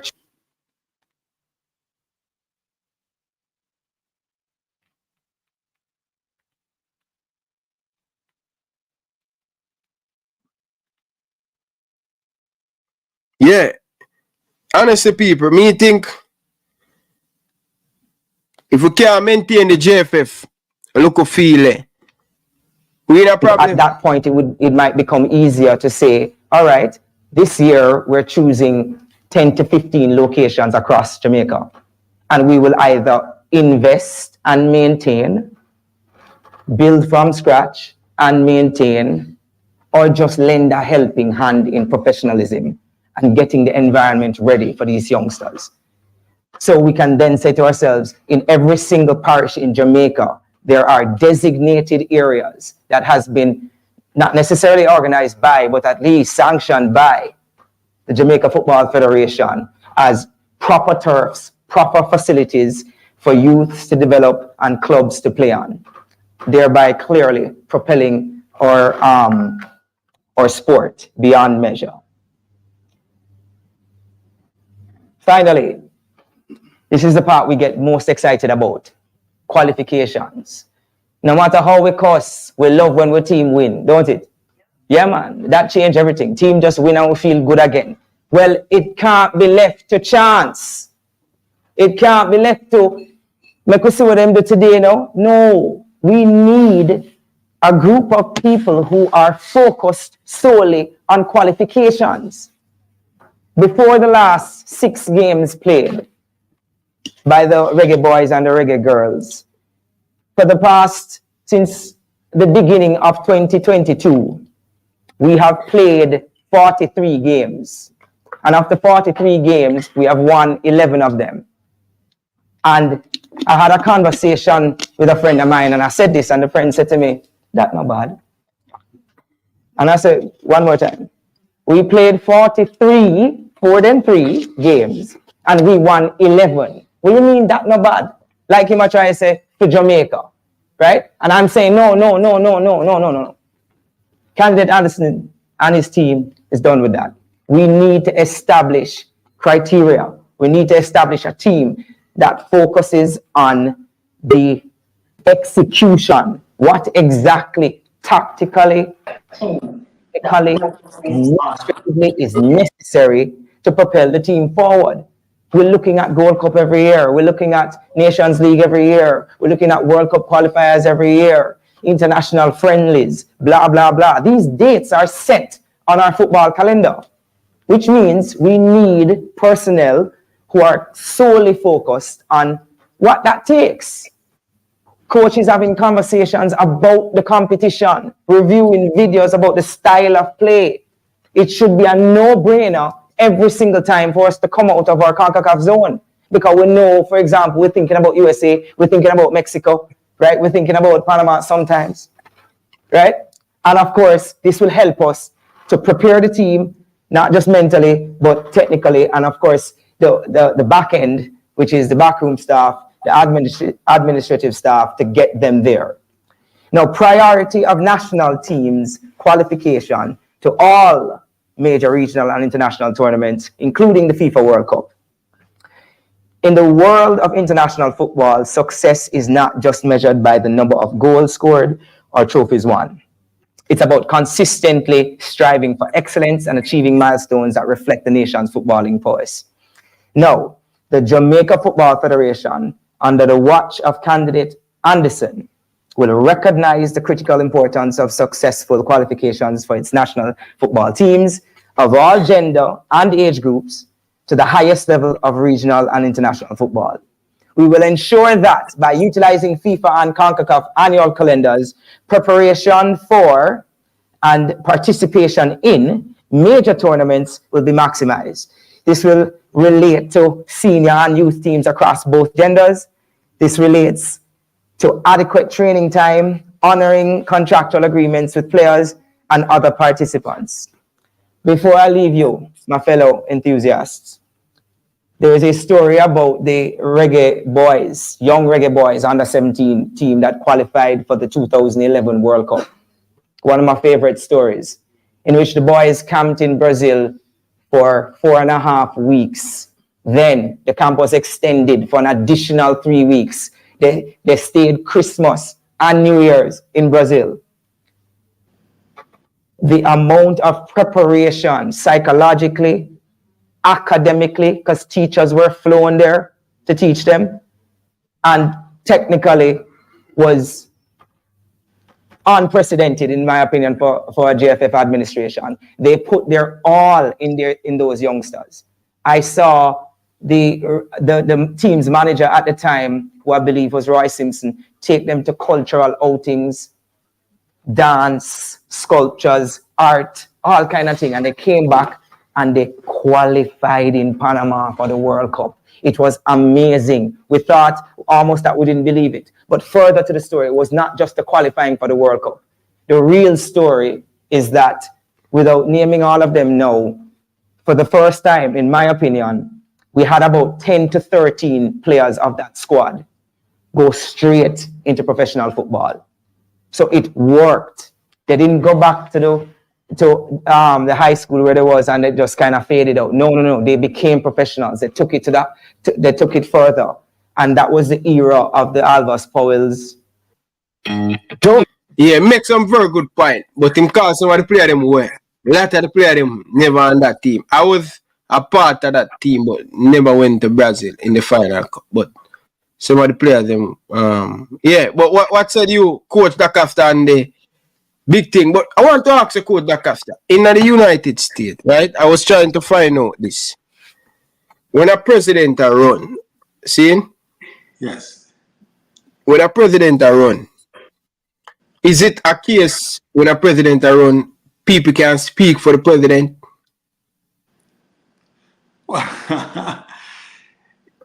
It's very interesting, you know.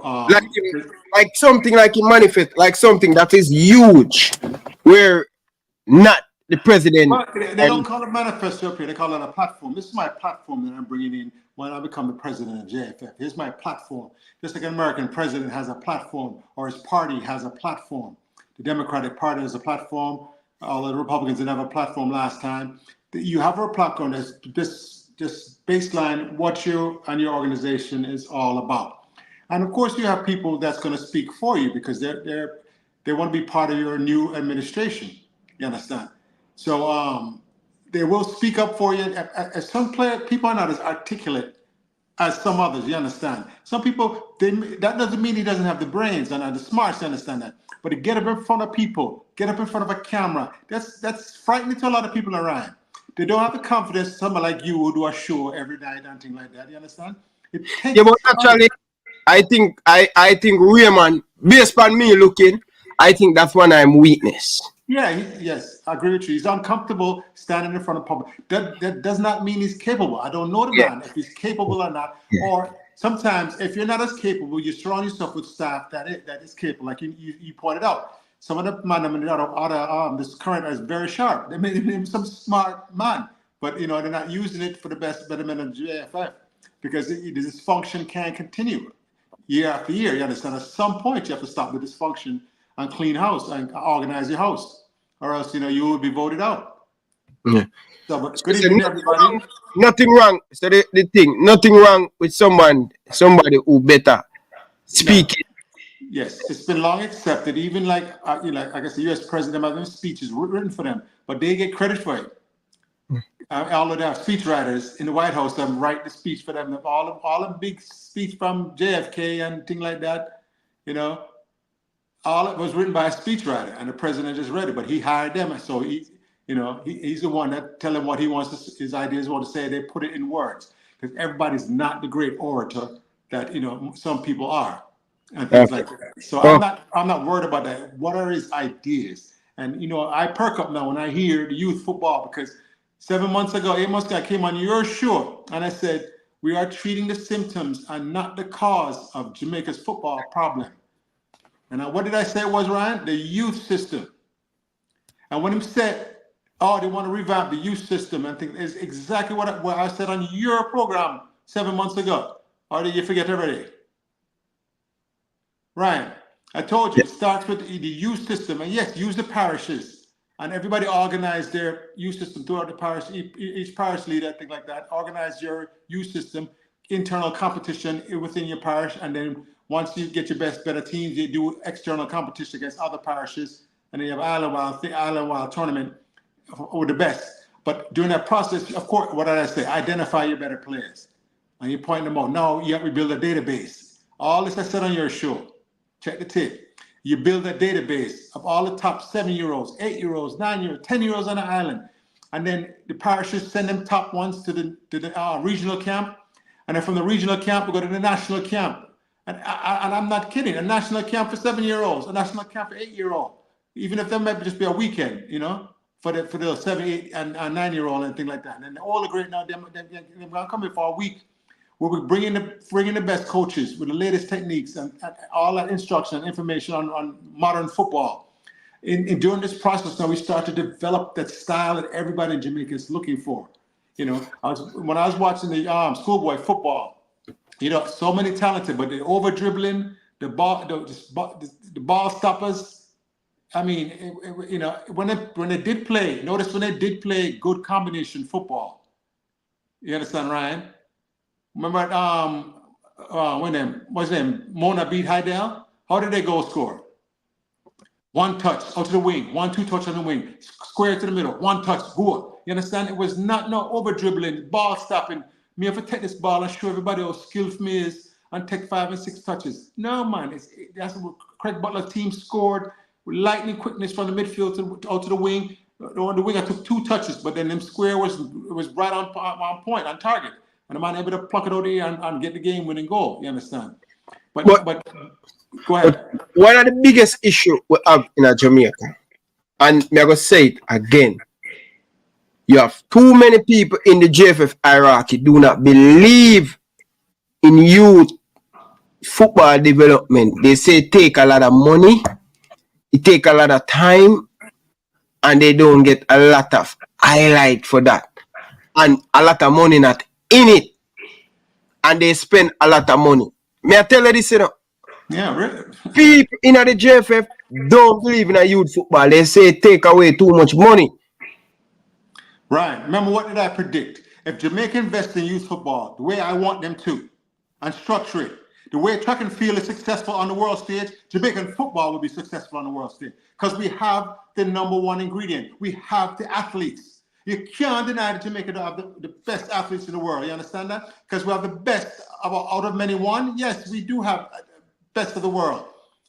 And we have it on the island. All we need is a training. And somebody's stopping it from happening from the youth, the young level. So one of the things I want to appeal to somebody, when I come to Jamaica next month, in January, I definitely come in January now, right?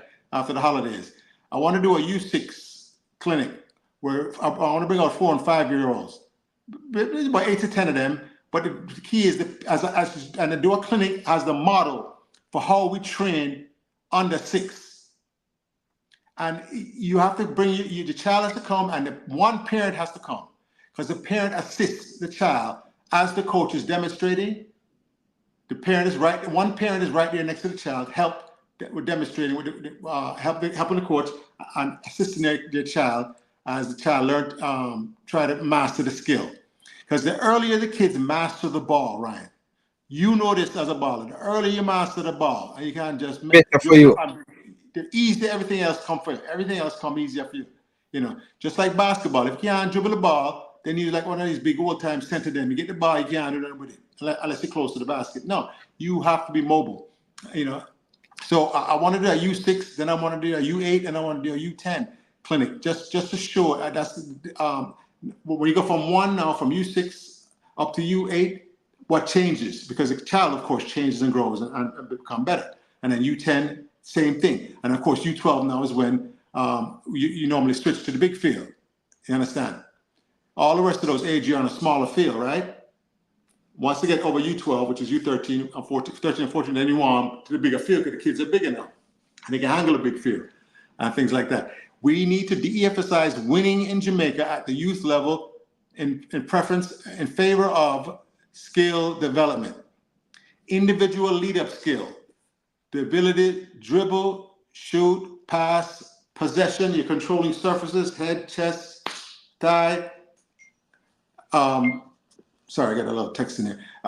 Whatever the better controlling surfaces, they master those, right? And that's what you start with. You start off with the individual lead-up skills. Then you go to small 2-man group and learn how to play with another player and read that other player. Oh, you want the ball on the left, you want the ball on the right. Is the defender coming from the left or the defender coming on the right? Boom. Are you scanning? What are you doing? You scanning before you get the ball? Is the awareness there? And once you teach that awareness at that young age, it's magical how the kids are able to keep that going for the rest of their footballing career and don't have to take 5-6 touches going in the opposite direction to maintain control of the ball when you play the ball to their feet. Watch it next time you see some of these Jamaica Premier League players or even high school born them. They take so many touches sometimes trying to maintain possession of the ball, and one of their teammates is free to either side. All I have to do is first time to them, move diagonally to the open space and receive the ball back. Fundamental lead-up skill, then small dual tactics, small team tactics, where you learn how to, the Brazilian triangle is the first thing I teach them in a small 3-man thing. Oh, what's the movement? What is a wall pass? What is a give and go? There's a difference between a wall pass and a give and go. You know, what do you do? If you do a wall pass, What are you reading? Does the defender go with the player or the defender follow the ball? That's one key thing that somebody, when I do these clinics and the players don't even realize subliminally they're making that decision. If you're doing a wall pass, me and you, Ryan, I give you a wall pass and the defender marking me and I give you the ball. If you follow the ball, you're supposed to square that back. But if I give you the ball and follow me, you're not supposed to square that back. You turn from a wall pass now to a give and go. You take an extra touch, and if I have speed and get past me and give it back to me, or now you have another option, should be another. You understand that? This is a read and react that you teach them at the 7, 8, 9-year-old level, and all of a sudden now they're able to read the game themselves. You're able to play with either foot, the right foot, the left foot, and things like that. And all of a sudden your youth development paramount. So now each parish now will be in charge of developing their youth, because they're going to have in-house competitions. And then once they crown some champions in their parish, then they're going to go and play in a tournament against the other champions from the other parish. You understand? But all the while we are documenting who are the better kids, who are the more skillful, who is more developed, and we have their database being built. So we call it a camp now. And like say Ryan, you're the U10 coach for the Jamaica Football Federation. Football Academy. When we started Jamaica Football, say we started Jamaica Football Academy, and you're the U10 coach.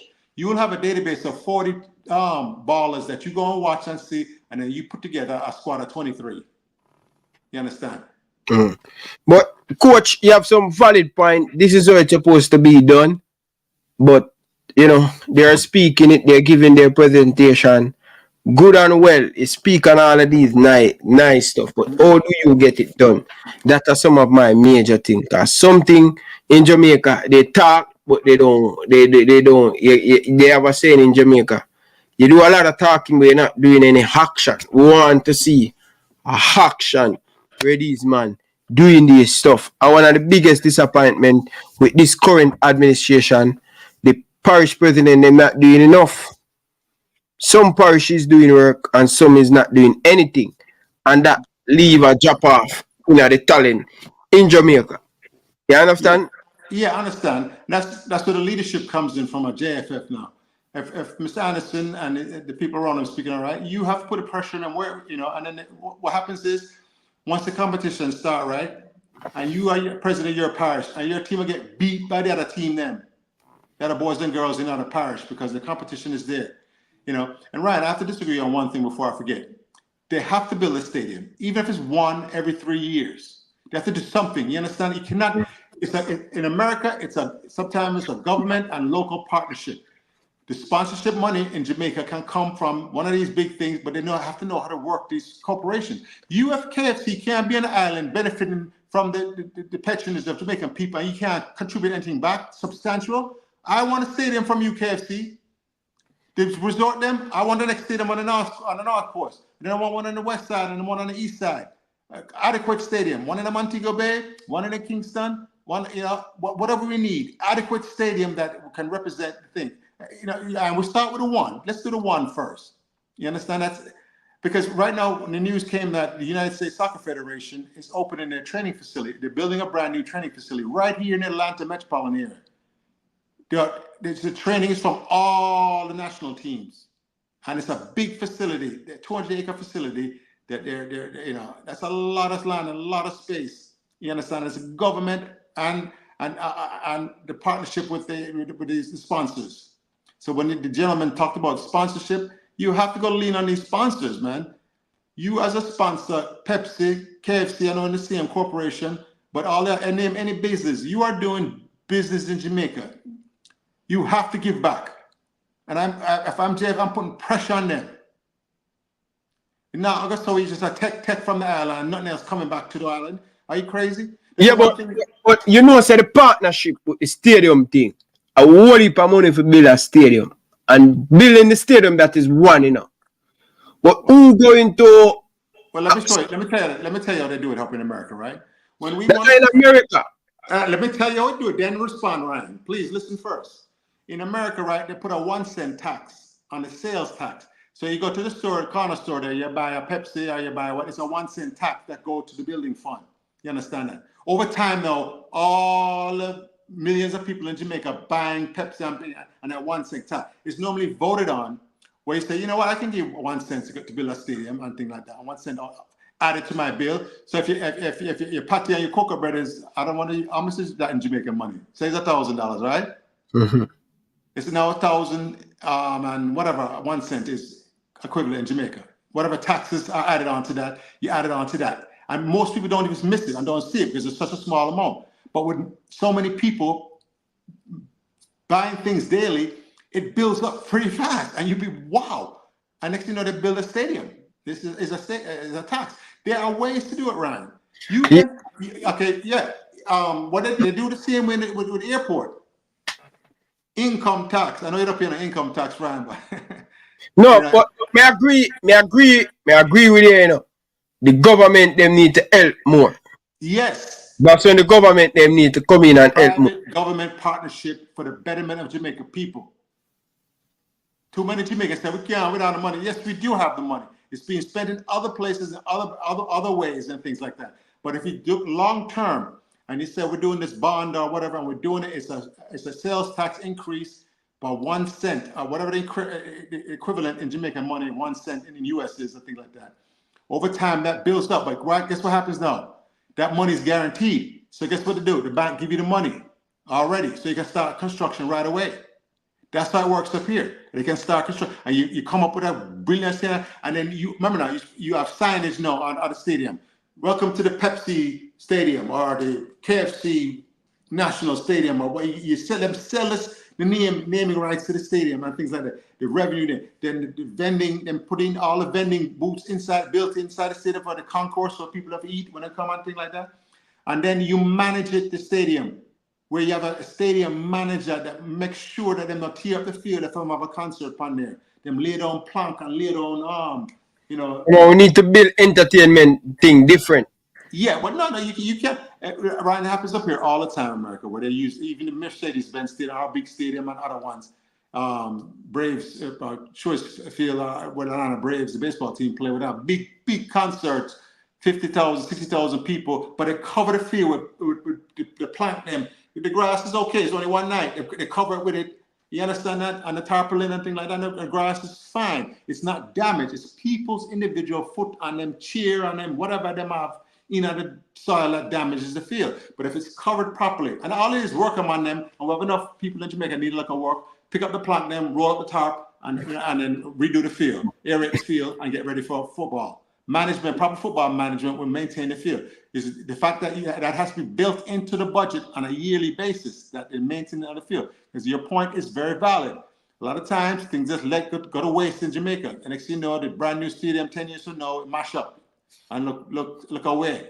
But not if it's properly managed, because it's been built into the budget, that maintenance, they hire a stadium manager that makes sure that they take care of the piece, and make sure everybody takes care of it. We have schoolboy football there, national team football there, whatever. But the people that own this current national stadium may block it, because you know you're going to be a direct competition to them. If we put a mind to it, we can do all of these things. Yes. And we need some of the stadium them even down in Brampton, some part in Canada. Most of the girls them that play for the Canadian team will play along. You have stadium name for them in them community. Yeah. Buchanan Stadium. And me I say, like, when I know, brother, our culture, them don't really believe in our sports, brother. Yeah, well, it's not them. You have to have marketing people within the JFF that understand this and understand how to do this. You have to come and say, you know, see all these banners around the field, Brazildinho, and the signage and event promotion concessions, all that. Yes, it's true. In other countries, you can see that, because that's not just done overnight, Ryan. You build these relationships with these companies, so they built you into the budget. And if I want to put my signage for next year's national team game, I don't start the week before or a month before. I'm starting now, a year out. And I'm getting that sponsor and locking them in. So guess what they can do? Write it into their yearly budgets. Most of these corporations have a yearly budget, and advertising is a part of that budget. What happens is now, the last minute thing now by the Jamaican Federation, we have big master national stadium. We have to give us the signage. They do all of it in their budget. So they have a scramble now. So they're not maximizing opportunity. Real marketing people understand that a year out from now, that this is gonna be a big thing, and we have to be ready for it. We're gonna quash this thing with the reggae girls. and make sure we have 2 big national teams that draw big sponsors, dollars, and able to us to do other things. Because other countries benefit from not just ticket sales, but sponsorship. And then the marketing plan about match day, right? Match day is supposed to be a special thing in Jamaica. When match day comes and it's a national team, everywhere, when you got some of these countries right around, match day, even the doctor have on him jersey. You got a doctor office about, I check you up, he have on him jersey, whatever them countries, and the lawyer have on him jersey. He said a big suit. You understand that? Everybody's bought into it because you have marketed to the nation. And Jamaica will get excited, but they get excited and get behind a winner. And then, but that calls for proper planning, an organization that understands that it's more, not just put a good product out, you have to market that product. Right? And you can have say you come up with the best drink that make people lose weight and make them get them health back and things, but you have to advertise and nobody knows about it. You understand? You have 2 great teams and you're making people understand this reggae boys are coming. Reggae girls are already here. It's just that this little foolishness there set them back and they didn't qualify for the Gold Cup and things like that and the Olympics, which if they had their first choice players, they would have qualified. We already know that the reggae girls would have qualified for both those competitions if they had their first choice players, Bunny Shaw and them one like that. But all of it is pre-planning and right. All right. Does your mic going off? Okay. Yeah, I was saying different from that. You catch up with anything more on the administration stuff with Raymond Anderson. Yeah, well, okay. I listened to you sent me a link with Raymond Anderson, and I listened to the whole thing. And like I said, you were saying you didn't want to vote for either one of them because it's like you choosing the lesser of 2 evils. The lesser of 2 evils. But let's transition to Raymond Anderson, and then we can, after a year, we can replace him if he's not doing the job. Easier than if your boy there, what your name there, is entrenched. Speed. Ricketts. If Ricketts is now entrenched and winning out a term, how long is the term? 4 years? What is it? Yeah, in 4 year gone. Yeah, so you have to deal with him for another 4 years now and things like that. Like you said, the lesser of 2 evils. Which one of them is the one you live with, even though you don't like both choices? I can't live with none of them, Yeah, I know you understand, but I would have to go with Mr. Anderson. Yeah. At least his team now will give you, you can give them a chance. You understand that? So like smart people to me when I hear them talk. No, I mean, like I said, actions speak louder than words, but they're saying the right things. When them start talking about the youth football and I perk up. That's my thing. I said, wait a minute. I said that 7 months ago on Ryan's show, and I was saying the right things. That's you can't treat the symptoms, continue to treat. So you have to treat the root cause. If Jamaica kids were failing at 17, 18-year-old exams academically, you wouldn't try to teach them at 17, 18. No, you said what's happening in grade school, primary school, and before that, prep school and all that thing. What's going on down there? Same thing in football. What's going on down the line? They're not getting the proper instruction. Because I see nothing. So tell me now. So you say I choose the lesser evil. Yes, the lesser of 2 evils. Life never gives you your perfect choice. You understand that? It rarely ever gives you the perfect choice. So you say you prefer the evil and our 2 kill you. Well, it's the dysfunction that I can't live with, Because you said them man, that Raymond Speed and them, they're not dumb man. Them is smart man. You understand? Those are intelligent men. But why the dysfunction continues with smart people? Why these smart people continue to make the same mistakes over and over, and then do what's unethical things, like try to create a beach football to get an extra vote. That's corrupt. You understand? That's unacceptable. The government needs to investigate that. That's corruption within the organization. And you see, the thing about growing up in America, right? Americans place such a great thing, emphasis on sports and the building of sports, and build these big stadiums for these schools. The government build soccer fields better than any private person. Counties, you know, you go from town, city, county, and state. The counties build these massive soccer complexes. Sometimes 20 fields are on them, soccer fields on them for that when they have them tournament. Yeah, Mr. US just build a new for the national team the other day. Yeah, it's right here. They've just chosen the place in Georgia here, you know, close to Atlanta where I am, maybe 45 minutes away, not even that, where they're going to build the national training facility for U.S. soccer. They found a big senior. They never have one of them already. They had one, but it's America. Them love spend money. It's a brand new facility, 200 acres, right? A massive thing, not enough. You know how much 200 acres is? So tell me something, is the government get involved over there? Well, it's always a government and private sponsorship. What happens to U.S. soccer, right? And they used to have a gentleman named Lamar Hunt, right? Lamar Hunt used to own like the Kansas City Chiefs football team, right? But he's a big soccer fan. And the U.S. National Cup is named after him, Lamar Hunt. But he used to donate. It's a billionaire, so he used to donating money to them, give them big check. See I've never heard that happen in Jamaica, where one of the richest people in Jamaica, some of the people on the island, enjoying the ability to do business in Jamaica and make them build them empire, giving back now in a way like that. So it's a private partnership, it's sponsorship, it's all of the above. Government money, private money, USFF money from ticket sales, whatever it is, and they put it together. But you know, it's truly a private and public partnership for the betterment of the American people. Now, when the last time you heard something like that for Jamaica? Private and public partnership for the betterment of the Jamaican people. We need stadium. When the last time we built a stadium and the government involved? And it's all it is a budgetary planning thing, you know. Right now the budget 2025 is being put together for Jamaica, right? If they're putting that tax I asked for, a sales tax, something like that, you don't think they can put in a new stadium. Nice location, whether the mountain view or the sea view or whatever, get a nice location where it's iconic, scenic, you know. So anyway, Ryan, I think I like some of the things I heard from the new administration.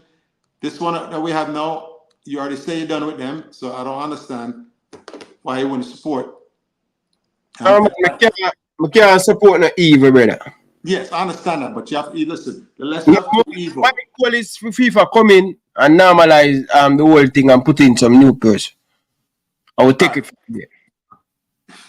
All right. Okay, suppose you get dead, right? You get dead from a big gunshot, or you get dead from old age. You still get dead, right? What's the lesser of the two evils?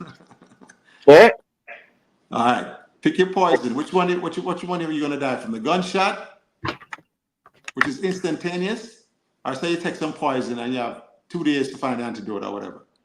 Which one do you choose at that moment? Or even 2 hours. You know, you understand the less of two evils. You know. Now, well, you see, some of these people, they have a national training facility in Colorado Springs, Colorado. U.S. have a national training center, you understand that? For all national teams and all teams and everything like that. So many people don't know what the hell they're talking about.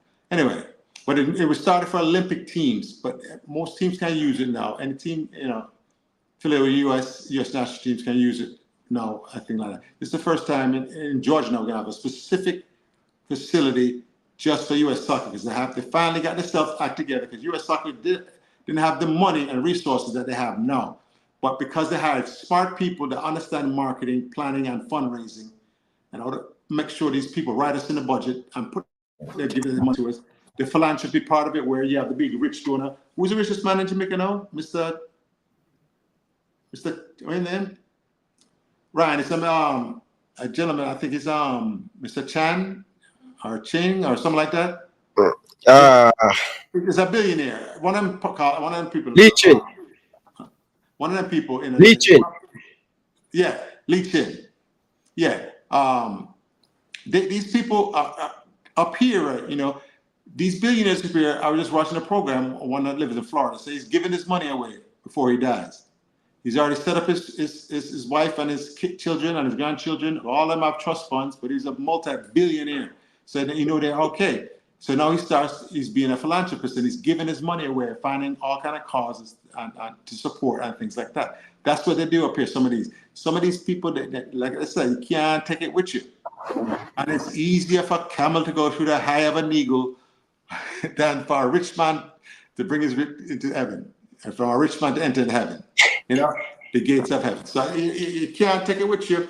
But like I said, it's marketing. It's a little little networking where you have the right person, and that's where the president of is an important role.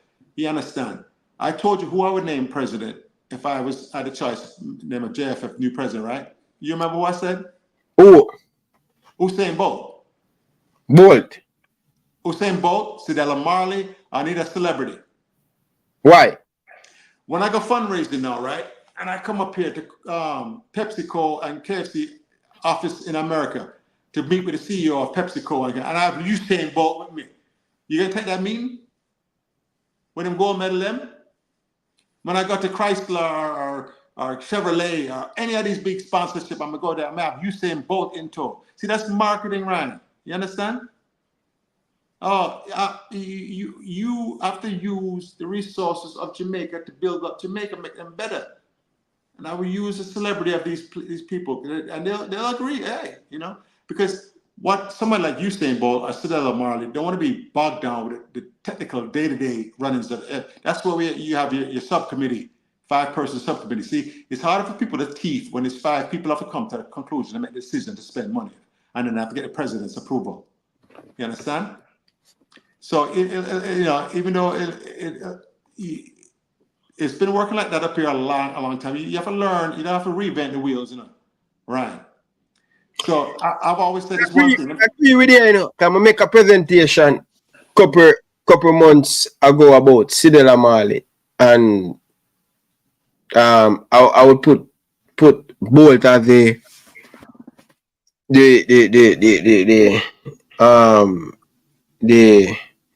I can't remember when I put Bolt, but I think I put him as the. You have a term up here, right? They call it President Emeritus. You're not, you're the president entitled. I hate to say figurehead, but you are the figurehead. Like the King of England, right? He's not doing day-to-day work, right? But he's the head of the country, right? Head of the whatever, right? The Commonwealth. That's that. You understand that? That's the head of it. That people can say, oh, it's Sidella Marley, it's Usain Bolt, whoever else you want. Will be able to get us these meetings, and have the contacts themselves. Sometimes some of these big time people have these other big time people on their cell phone already, So, like I said, you make me forget what I was saying because now I forget. See that I see that Bolt as the reggae boy, the ambassador. Yeah, well, yeah, there you go. Whatever you want to call it, reggae ambassador. There's a song about that, but anyway. But like I said, but it's like how we think. I don't know if these man. If you listen to these man, I know these man. They don't want nobody from out of football in the world to take over. They don't want. No, because see, you need to resuscitate the patient, which is Jamaican football. It's the federation is dying. It's dysfunctional. And it's not working properly, so you have to, give it and if it takes an outsider that is not in football, that has nobody nothing, you understand, right? No nobody nothing in the football community. We don't owe this concession man nothing. We don't owe this one or nothing. We don't owe that one or nothing. You understand? Everybody of them I know, when it comes to things like this, because they're in part of it. When you bring in fresh people now, Ryan, and you've said it 1,000 times. Once you bring in fresh people, fresh voices, then you can have a change. They're not beholden to anyone.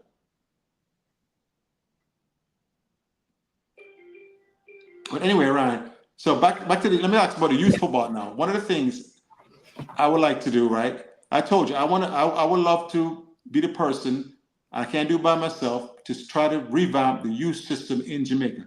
Because remember now, we're not starting from scratch. We're starting from experience. One more time, Ryan. We're not starting from scratch. We're starting from experience. I was here in Georgia 30 years ago when they did this they revamped the youth system here, and as part of that, how they built it, the mistakes made, and the successes we had, and things like that. So that's what I want to bring, experience to try to build up Jamaica youth football. See, nothing drives something more than competition, you know. And then when the coach them and them different parishes say that this group is more successful, that they're going to drive them to do better and be better. You understand that? Right. If I came down there right now, right, I say I coach a U9 team or U10 team, right? And we got to turn around, beat everybody 6-0, 7-0 because of, you know, just hypothetically superior coaching, superior positioning, things like that, training and stuff like that, right? You think those teams are going to sit around and get beat every year by 6 or 7 goals? Or are they going to try to improve? Because one thing used to happen when you have to play these teams up here, especially in high school, and they see what you do, they start to mimic you, and it's the best form imitation of the sincerest form of flattery when they start to try to do what you're doing, because what you're doing is destroying them. So they're emulating you and imitating you and things like that. And that goes on in football all the time, and you're going to see that now. Once you get into the heads of these football coaches down there in Jamaica at the parish level, the ones coaching the youth, schoolboy football, like coaching the youth and things like that, that we want to develop a system, and there's a baseline that has to be met, that this player has to learn this by U6, by U8, by U10. And it's a baseline things where we have the clinic to show you this is what we're doing, this is how we want to develop players. So we have two-way players, attack and defend, and can just go the right foot as with the left foot. And then out of these crop, going to come the superstars and the stars that's going to really elevate Jamaican football. Because remember now, everybody's not going to be as successful, but because of our track record in track and field, sports like that, and over in America, remember now, people don't realize how many Jamaicans are playing basketball in America, how many are playing American football over here, NFL football, NBA football, even hockey, them have Jamaicans playing hockey. You have to understand, we have some of the best athletes, and it's our genes that are coming out into Canada, America, and England, and the rest of the world. You understand that? So when them come home, it's this genes that give link them to the island. They're out of Jamaica. They are Jamaicans. So nobody hear that nonsense. The rest of the world, the rest of the world is not afraid to use them type of player. I watched Germany play the other day against USA and beat USA 3-1. How much black man from Germany team? You just said enough black man and all kind of Middle Eastern man and thing like that, Ryan, from Germany TI? Yeah, man, I support Germany, man. I have a whole heap of black player. Once upon a time, you could see that. That's how the footballers evolve. But you have fans out there want to help you in a Dakasta and think. You have fans out there want to help you, Bridget. I love the passion. I love the passion we have for the youth them and think. But I just know why you go down there and get mixed up in the virus. That's all, me care. No, I mean, election is important, Ryan, but we need leadership. It's not like a leader, because what happens in Jamaica? That's what we lack right now. Not to lack. What's that? People who have vision and have the know-how to get the job done. Yeah, but that's the greatest thing about Jamaicans is the worst thing about Jamaicans. They believe they can do anything. Even though they're not qualified to do the thing and then get the training and the licenses or whatever, I gotta do that. You, Mr. Ryan, LFC, right? You started your podcast here, right? Yeah. Anybody tell you can't do that? Or you say, I gotta do this? Did anybody suggest that you do it, or was it your idea to do this? Ryan? Yeah. When you started, it was 2017 you started the podcast? When did you start this podcast? 2018. 2018. Was it your idea or somebody said, Ryan, you know what, you need to start a podcast about this Liverpool reggae boy? Yeah, I was in our WhatsApp. I was in our WhatsApp group, and the people must say, yo, bro, like I see the game, but club now see it. Like sometime like half time. Yeah. But I tell them to change them a club for make and all of them stuff there and thing. And club would normally make the change them. You understand? So the man must say, yo, I have an eye for the game. We need to share it with more people and things. So okay, yeah. in our WhatsApp Liverpool group. That's where everything started. And when the man them tell me if we're gonna make it, brother, me I fight to the man them, I say, brother, no one tell me but to not support me. And well, that's the thing. If you decide to do something, you have to follow through with it. And guess what? Look where you are now. Yeah, and even though I'm hardly talking in the group, and the man must say, yo, no, me I say, yo, because King David will come on the show. Me and him went to school together, right? Yeah. And David, him one of the man who pressure me for do the thing, you know. See him? All right, well, let me ask somebody. I didn't send a parish camp when I was 6 years old, okay? U6, U8, U10. It will start at U8. That's when you say U6. U6 is a clinic for the younger one then. It's too young. U6 is a clinic. Okay. You want a clinic.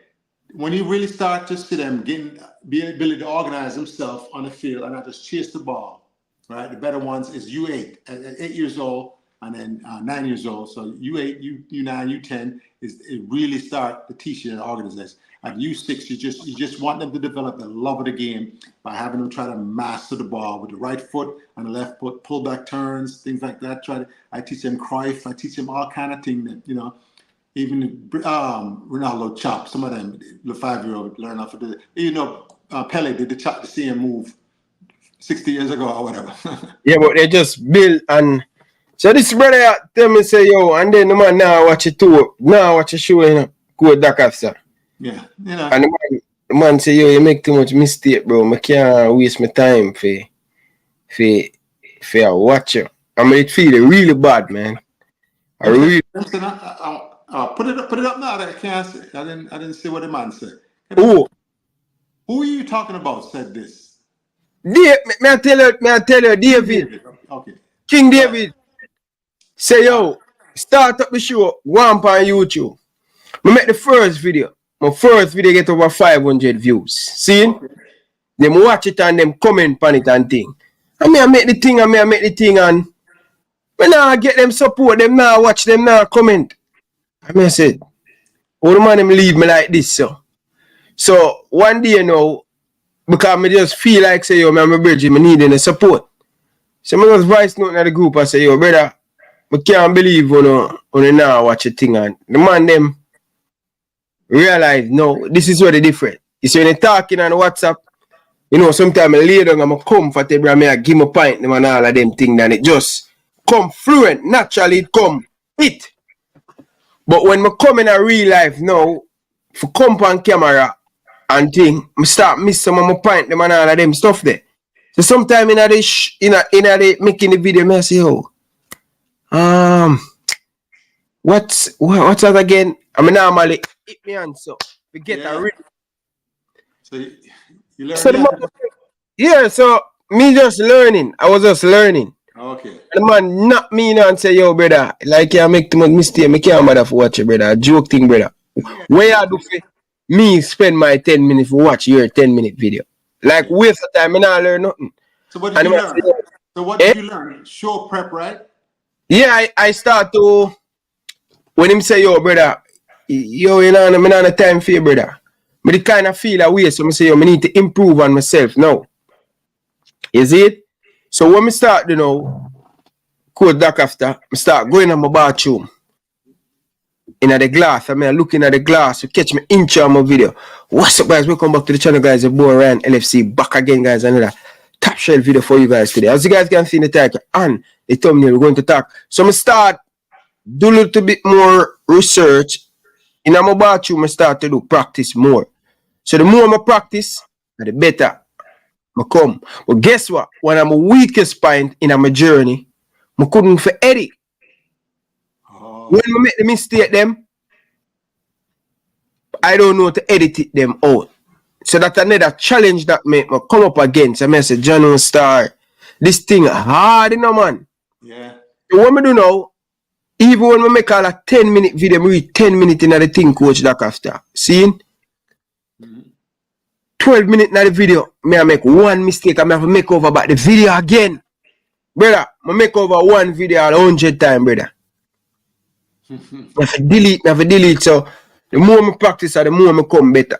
But that turning point, he were just telling him the truth. Say, yo, brother, you not ready yet. I'm saying, no, I'm going to improve in my craft. And me just so believing in myself, say, yo, me I go get it right. Me I go do the all of the thing there. What editing suite do you use now? Adobe Premiere, iMovie. What do you use now? To edit the video? Yeah. Well, video making. Okay. Yeah, you just have to learn a program. I know them have it so easy. You can go on your iPhone now onto your Instagram and edit the video on your in the Instagram program. Yeah. The capability to do that. I saw me do my thing now. No, even my same brethren now asked me, yo, bro, how you do it? Me give him one time bro on the show when Jamaica play Reggae Boys. Reggae Boys I play World Cup qualify. Me give him and him brethren for on the show. Them I say, yo, bro, me have to give you a different respect, bro. Cause the first 10 minutes of the show, me run out of argument. Anyway, you understand? I have to address something. The clinics in for the U6 in Jamaica won't be for it's for the kids, but it's more so for the coaches to learn a structure how to properly instruct players under 6 years old. The big 3-year-olds, 4 and 5-year-olds. You understand that? It's mainly for 4 and 5-year-olds. Learn them how to take instruction from coach standing up there, have one of their parents helping them, assisting them. Is the structure I want to bring to Jamaica that has worked here in America and in England and places like that. The structure we're talking about. I don't like why Jamaicans are such crab barrel type people. You know, rather than helping the situation, they come in and attack and things like that. They're better than comment, you know. Big coach Jermaine Hugh. Big up yourself, Jermaine Hugh. Yeah, man. Big coach, future Jamaica national team coach. I'm predicting that for you right here, Ryan. Jermaine Hugh, former national team player. I'm predicting that right now. All right, sir.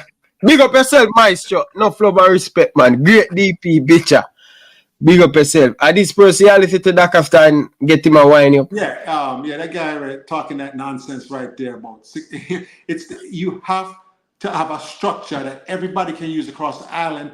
Now, if only one parish is learning this technique and the rest of that's not good for Jamaica. Everybody have to be teaching their kids the latest and more advanced to teach U6 thing. You understand that? That's the thing about America. America spend money on studies, you know. Them study this thing, Ryan. They will study it and pay money for say what's the best way to do this and what's the best way to do that. And then guess what? You add your own, you as a coach come to the clinic and you learn, that's what we're doing, and then you take it back to and then you start to implement it in your parish and things like that. And if you have 8-year-old and we have a proper structure that would create that system we want to get, you understand? I want to create a nation of dribblers, but understand when to dribble and not be ball stoppers. When to use combination, when to dribble a man down. They read the game, know I can turn on this man in midfield and dribble past him. How many times you see that when a skillful midfielder do that, Ryan, and they mash up defense? He turn the midfield, the defender coming on one side, fake him and turn the midfield out and pass him. No, the defensive line have to adjust to him and things like that. That's the kind of skill we need. And then when he get defense, close him out now, he makes good football decisions, whether pass it, do a coming in, not a wall pass, whatever, or go out to the wing and things like that. That's all we want is good soccer players with the ability to master the ball, to be able to turn in midfield, distribute left or right, and then make good decisions, and then have the ability to finish strong. You know, so it's very, like I told you, I don't want to come to Jamaica coaching a professional league or no. What I want to come and revamp the youth system from U6 all the way to U17. You understand, right to schoolboy age. What we need is to have a standardized way of instructing the kids, where we you line them up, and like I said, U6 is a different way.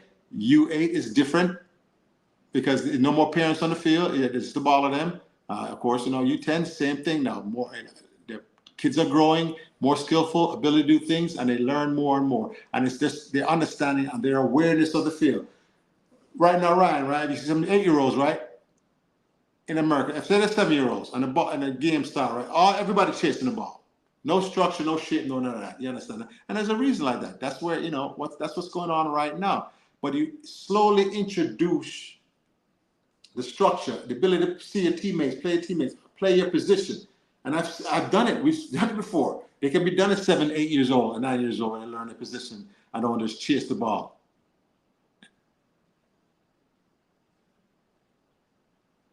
your CJ right there, the one you just pull up. Big up yourself, young lady. I mean, that is exactly what I'm talking about.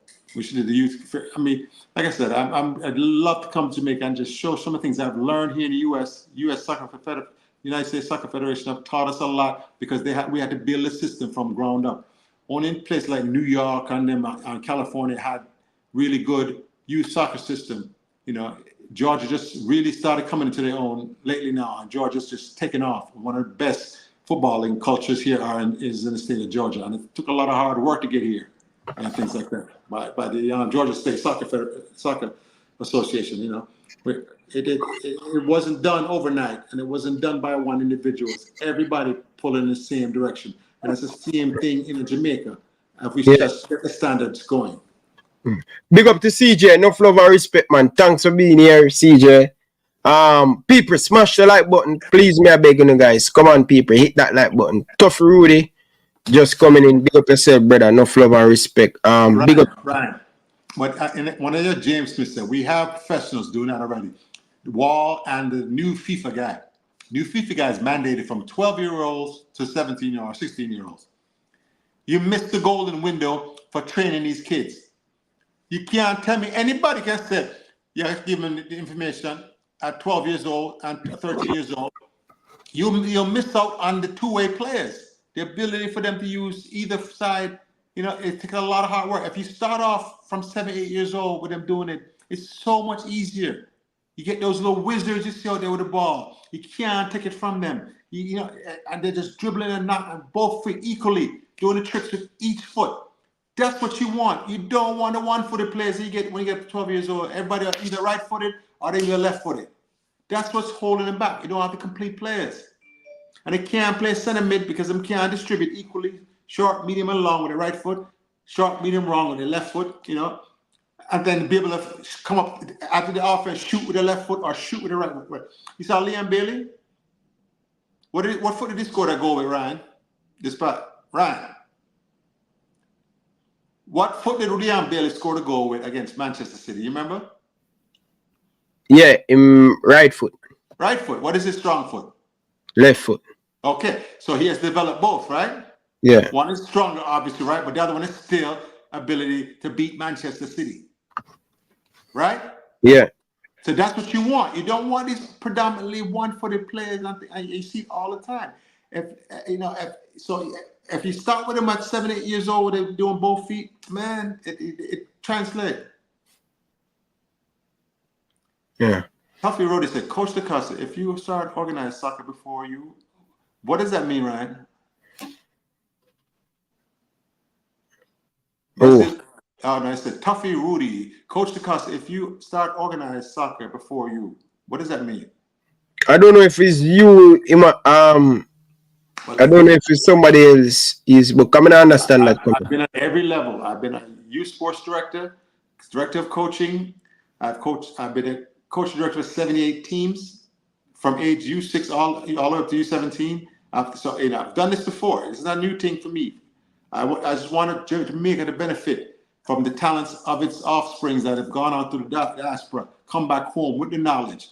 Remember, I told you that. I think it's a duty of all Jamaicans throughout the diaspora at some point come back and help build up back Jamaica, whether it's with their money, their talents, doctor, lawyer, whatever, you understand, football coach, whatever it is, and time, and help the people of the island quality of life improve.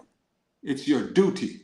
So that's what I want to come back and do. And I don't want people telling me you can't do this and you can't do that. That negative style that some Jamaicans have, it's very irritating. Of course it can happen. If the status quo is not working, why would you want to keep doing the same thing? Yeah. Right? Is the JFF working for you? If they're working for me? Yes. No, they're not. It's not working, right? No. So you want something new. You have to do something new. Yeah. If the youth system is not working in Jamaica, producing the quality of ballers in the numbers, there's the John Whisper, there's like one person being celebrated. We mean one out of the entire class, 18-year-olds. I know there's a lot of other quality ballers on the island, but I'm saying one that's being celebrated and pushed out there as you understand. In other countries, we're supposed to have, a dozen of them every year. Mm. There's no What about reason. Dixie? You watch Dixie play for Clarendon College? Yeah, that's the one everybody talking about, right? Isn't he like 18 or something? Yeah, 18. All right. Yeah, I'm saying. Yeah, exactly. But can he play? If I take him right now and bring him to Europe and put him in that system and play tiki-taka football, will he survive? Will he be able to do that? We don't know. Or will he? Right, tell the truth now. You see the man a dribble. Yeah, but he jiver when he's supposed to jiver, he pass when he's supposed to pass. Yeah. Which one? What position he plays? Striker. Yeah, the striker. You know what? I'm my fault. I thought you were talking about this very talented left winger, and one of them just so skillful. They just dribble too much. When I watch them, I don't know them, by name. Pep Guardiola, the same problem Pep Guardiola have with Henry when him dribble past the winger and know him a ball for the same problem. Yeah. Listen, you have to understand when they pass, when they hold on to the ball, it's a read and react game. When to use your teammates, and because you've gathered information throughout the match, when to turn and dribble past somebody, because you know he can't stay with you, you're faster than them, and you get that advantage. You understand? You cannot just put your head down and dribble. You cannot survive in them top leagues like that. You have to be able to do both. You have to be able to play tiki-taka, and then when the opportunity comes now, yes, I'll have one man for dribble down and beat, then we get that striker, which is exactly what your boy Leon Bailey did this weekend. You understand? Mm. You understand when to dribble somebody down and when to play tackle. It's no sense how much time have you seen somebody in the midfield with a back to their opponent's goal, the ball comes to their feet and they get pressure on their back and they take 10 touches back towards their own goal trying to maintain possession of the ball rather than lay the ball off real quick and move diagonally and get the ball back. If they're already playing that way, and remember now, football is a system, right, where you say, we're playing a team that has this strength and this weaknesses. You supposed to be able to game plan for them and play different ways. Why them have slow in the back line? We can go direct right over them and run past them all game and get 2 goal, 3 goal. You understand? It's very simple. But if the team is back defensively, you can't, long ball not working, you have to be able to go to something else. If you got a ticket time not work, but guess what? You have to have the ability to do both.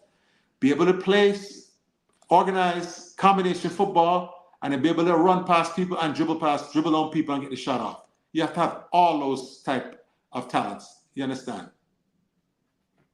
You know, say Coach DaCosta, when me just know you, a good thing me never jump the gun, I understand and me learn from you and understand who you are. And I think I did that enough on this show where I learned so much about you.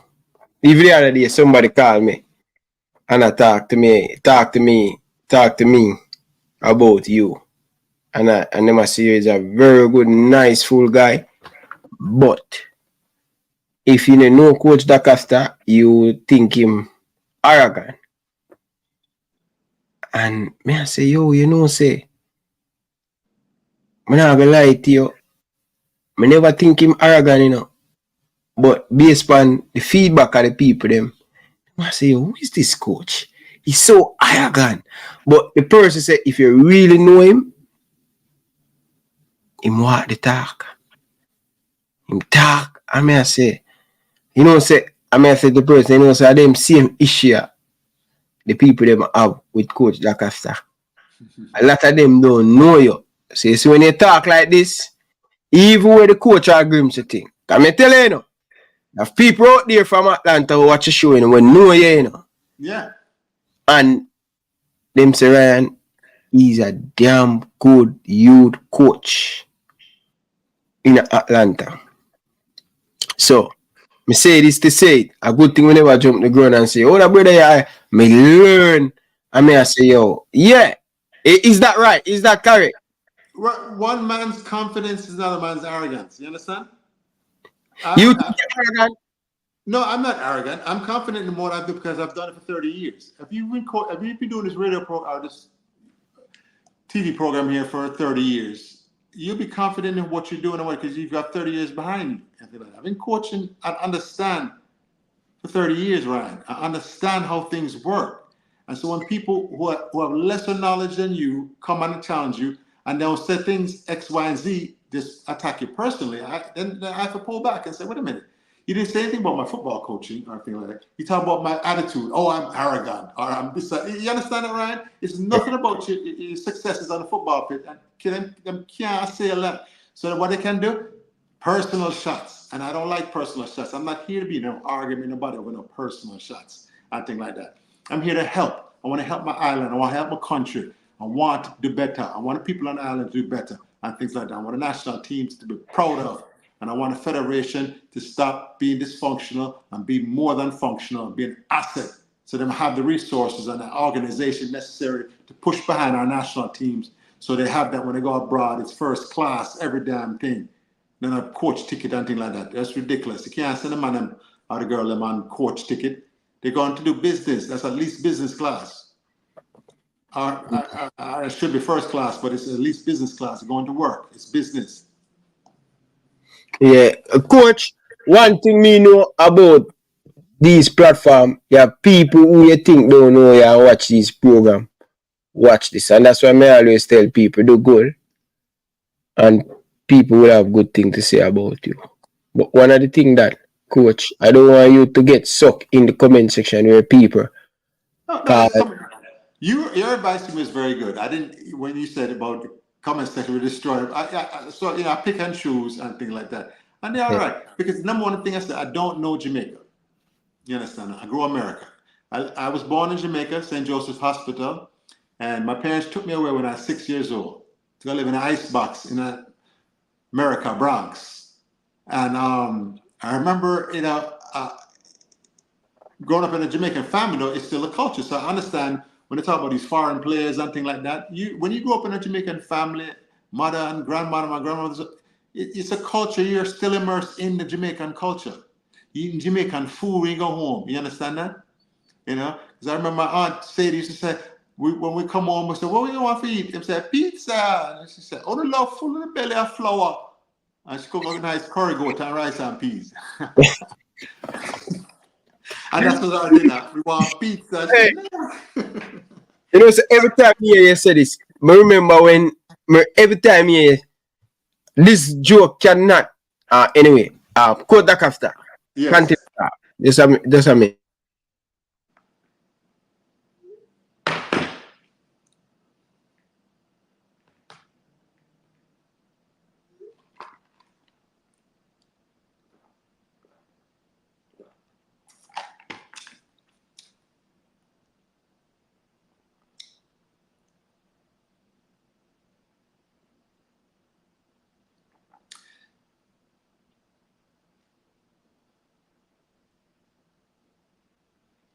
Well, let me see some of the comment section while Ryan's gone here.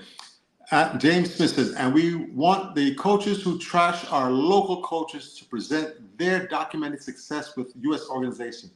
We don't take your word for it, especially after hearing some nonsense. That's a good point and things like that. Unfortunately for me, when the disconnect happens, I stopped coaching in 2014 after the death of my wife. So there's a big gap till I started coaching again back in the pandemic. In was it 2020 when I took a job with St. Pius X Catholic High School here in Atlanta area, one of the biggest, schools not only in Georgia in the nation, as their trainer, the person they hired to train and paid big money for me to train them team. That's when I got back in because I was so bored at home, with the pandemic not going anywhere, I was locked down at home and things like that. You saw that was my opportunity to go there. So I agree with you. We can't. I have credentials. Most of my credentials are on my Instagram page, Coach_DaCosta. You can go there and see that. Once you can see all my accomplishments, everything like that. What I've done throughout my career. I'm not hiding none of that. I'll be 57-year-old in December 27th coming here. I've been coaching this game a long time. I know I look away, but I'm an old man. I've been here, been through the wars.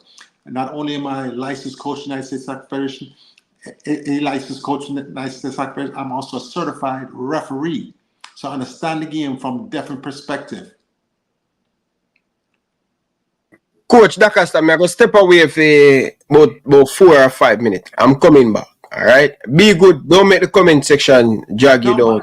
But if you really ask your qualification and thing, So I was just just telling them. I was just telling them about what my qualifications. One of the reasons there's a disconnect because I told my personal information, which I don't have to, with the death of my wife in 2014 after the birth of my last son here, and I stepped away from the game, took care of my newborn and my 4-year-old and things like that. And but you know. I've been a youth sports director, coaching director, high school coach, professional coach, college coach, 2 separate colleges I coach at. So I have credentials, sir. I mean, you know, that's not the problem. Yeah. And Coach so Coach DaCosta, CJ again, thank you. My condolences for your loss. Prayers, I understand. Taking a break from what you love, such a respect. Okay, good. So when I came back on the scene back in 2020, it was like, where you been? You know, things like that. And I came back originally because one of the only leagues that was going on during the pandemic was the UPSL, United Premier Soccer League up here, which is like a third tier league where you have the MLS, then you have the USL, and then some other leagues are on that level. UPSL is on that level, the third tier team like that. But all the other leagues are shut down, including the Jamaica Premier League, JPL, has shut down too. So what happened was the owner of the club called me, and I was at home board, and I came out to coach his team. And we got some fantastic players because guess what? The pandemic, all the other leagues are shut down except for this league. The owner of the league was crazy, and he opened up and said, we'll play games. Have the protocol down during the coronavirus thing there. But we got some of the best players from even Central America, Mexico, Jamaica, Trinidad, all over across the island. Everybody's coming and trying to find. So we had to turn away quality ballers. And when I said every week, the new baller, am I bringing new baller? When I bring in new, I said, whoa, and they're good because they had nowhere else to play. So that was a good opportunity. We went to the finals and championship game that year, and we lost 1-0. Very disappointed with that result right there. We should have won, but we had 2 17-year-old strikers at the time, competing with each other. We had a leading scorer in the nation of 300 teams. Akini James was his name, and Akini is an incredible striker. His mother's Jamaican, born in America. His father's from Africa. And Akini James, and then it was another youth, 17-year-old came up from Jamaica. Very talented, fast, tough, strong, big boy. Can score one game, match him score 5 goals when Akini James, the leading goal scorer, was out injured. He came in and started, and the next game he scored 5 goals. So, but that was good and bad because he really started pressing to become the starter. And we said, we have the leading goal scorer in the nation is the starter. You can't come in and place when he leads the whole league in scoring. You have to wait your turn. But being 17 and Jamaican, like I said, you can always tell a Jamaican, you just can't tell them much. He pushed and he wouldn't, and towards the end of this match, they were in chapter game, they wouldn't pass to each other, which we could have beat the other team. So that team went up and won the national championship for UPSL. All the 300 team came in first, and we lost 1-0 to them. And it was like so heartbreaking because we were a much better team. But the argument of the two are them up top, All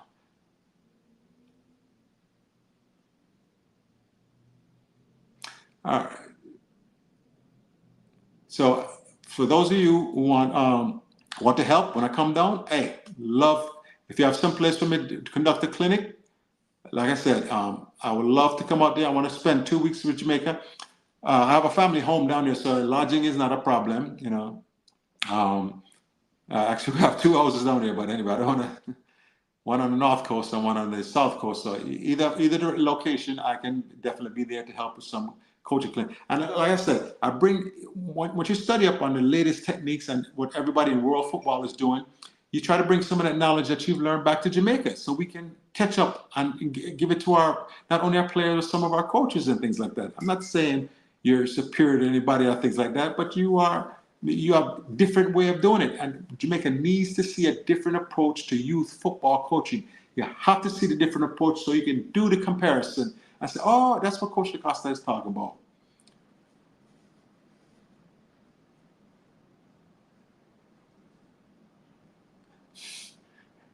Someone in the comment section, thought still enough. Anyway, Come to Waterhouse FC. Well, you know, I actually have a relationship with Waterhouse FC. Des Moines and what name again? I have two agents that are I met the last time down there, and I've been partnering with them. Hopefully, I'll definitely love to come to Waterhouse and do some clinics out there. That would be amazing. His name just slipping my mind right now. But yes, definitely. Coach, why don't you reach out? Well, I already met Mr. Butler and talked to Mr. Butler. Ryan LFC has facilitated that. He's made sure. I definitely will be linking Mr. Butler and his Phoenix Academy when I get down there. But once again, I've told you, I want to do things for all of Jamaica, not just one club. Because I can come down there, embed myself in a one club and just try to have that, but it's gonna, not gonna benefit the entire island. Well, I said, we need to develop a Jamaican youth football academy that trains, tracks, ranks, and all the best young ballers on the island. Up here, especially in basketball, we have like what's called a Nike Invitational, sponsored by Nike. And if you're one of the top age group ballers in that age, if you're not invited to that camp, it's an embarrassment. You have to work harder and things like that. We do the same thing. All the top 8, 9, 10, 11, 12, 13, all we have to camp for different time, different weeks for once, but you assemble everybody, but you be able to track the players, train them, give them the coaching knowledge, invite coaches for a different view, local coaches, as well as foreign coaches, and give the information to the baller and present it to the baller them in a way where they can be beneficial, they can benefit from it and things like that. All right.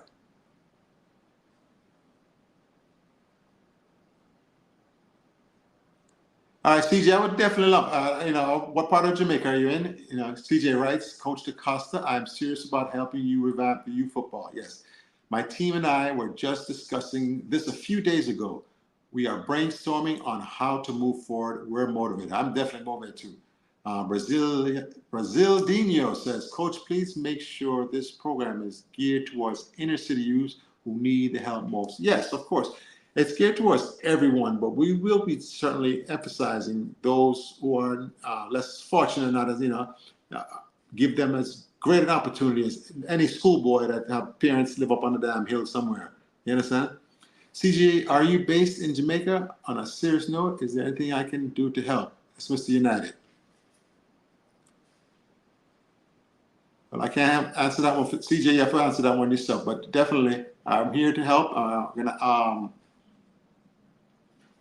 definitely link up with you when we get that WhatsApp information. So when I come down there, we can help. I'll be before I come down. I want to organize. So each day down there, I can be productive and reach a different group and things like that.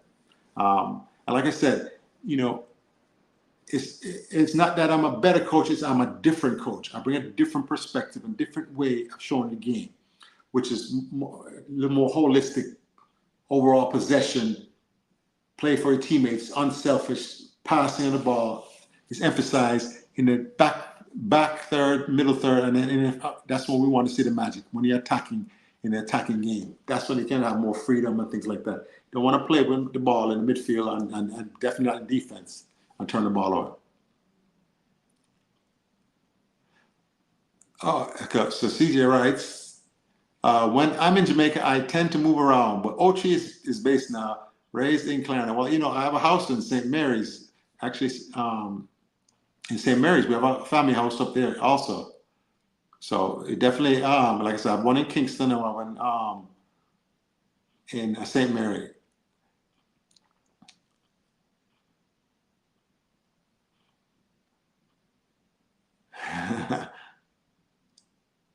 When Mr. United writes, Brazildinho, the man is not going to Jamaica to buy a car. Why you want to introduce him to a car salesman?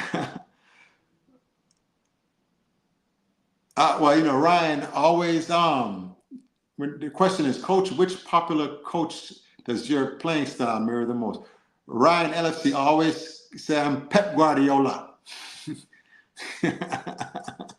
I'm Pep. You compare me to Pep Guardiola, so that might give you an answer right there. That's a great question, That's a good question. Which coach would you say your game mirror?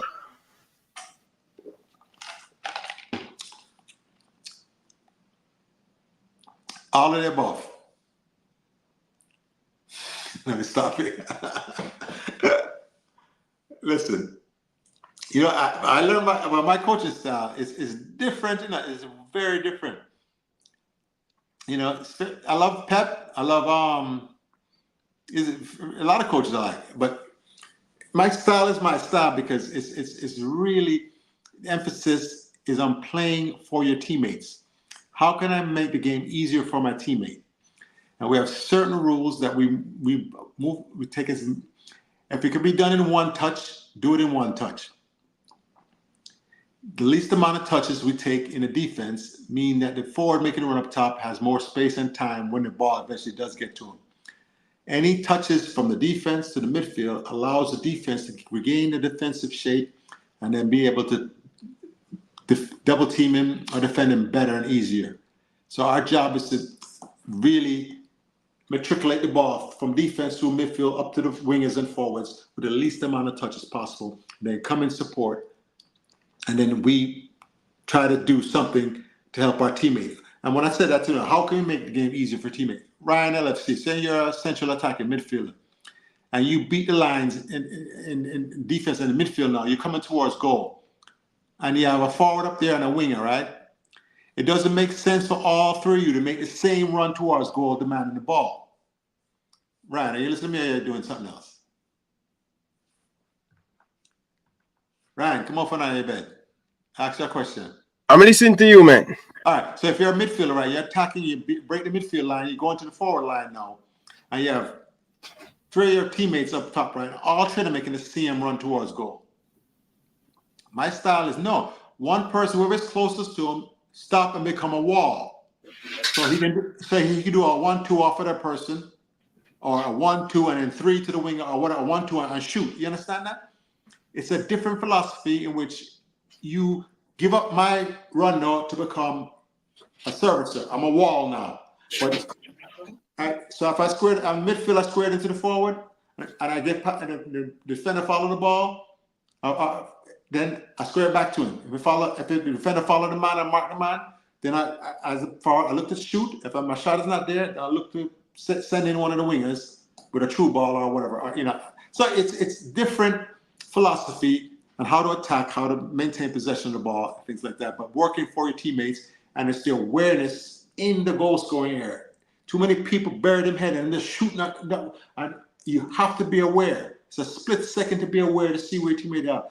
And I don't like what's called Scooby-Doo soccer, where you have two defenders in front of you, plus the goalkeeper. You still try to beat the man with a shot, and the ball go right into the belly of the keeper. And I say, don't set one of your teammates up. Your chances of scoring have decreased tremendously.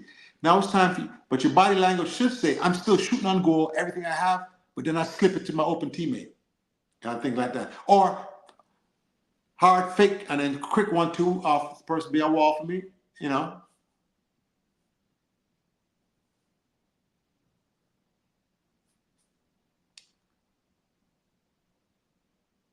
So you're not gonna answer the question. What was the question? I said so. I said more than Pep, your boy there over your Virgin Saint, no man, and stop this shy, man. Pep, Klopp, all these one man them like that. I would have forgive. Yeah, I had to pin me down. I which one of them you appreciate more? Pep, Klopp system, which one you appreciate more? Well, when I grew up really watching Pep more so. For me, and me kind of like the Jurgen Klopp style of football. I don't like this boxing. I don't really like it. Sometimes it can be like I don't enjoy City playing against a smaller team because it can be a one way. Yeah. You see Liverpool style because they play the game so open. But that is Jamaica in a nutshell, right? When Jamaica play the lesser teams, they're more successful. But when they play a bigger side, US, Mexico, obviously, you understand? what does the club your Williams style, Man City style, right? If you have lesser team, right, then we'll give you 4 or 5 goals, right? If you're not with them, right? Man City we get, but they come up against a club with equal or or whatever, and it's a tougher match for them. That's when coaching needs to come in and take over. But good coaching always destroys poor coach or poor teams. You understand? It's just when you come up with equally matched now, that's when you have to really work. So why you think club always get the better of Pep Guardiola? Man, it's one of those things, man. Because players win matches, At the end of the day, players win matches. A coach can put you in a position to be successful, right? If within that coach's system, if you're producing chances on goal, you're getting shots on goal, and you understand that, then the coach has done his job. But you have to put that ball in the back of the net, Ryan. You know that. You have to have goal scorers in this game. I don't care what level you are, you have to have goal scorers. People that will put the ball. You put the man right in front of the goal and still sail the ball over the crossbar. Over kick it right to the goalkeeper belly. You have to have finishers, man. So at the end of the day, a coach's system, if you see his team getting chances, then that's a good system. But at the end of the day, players score goals.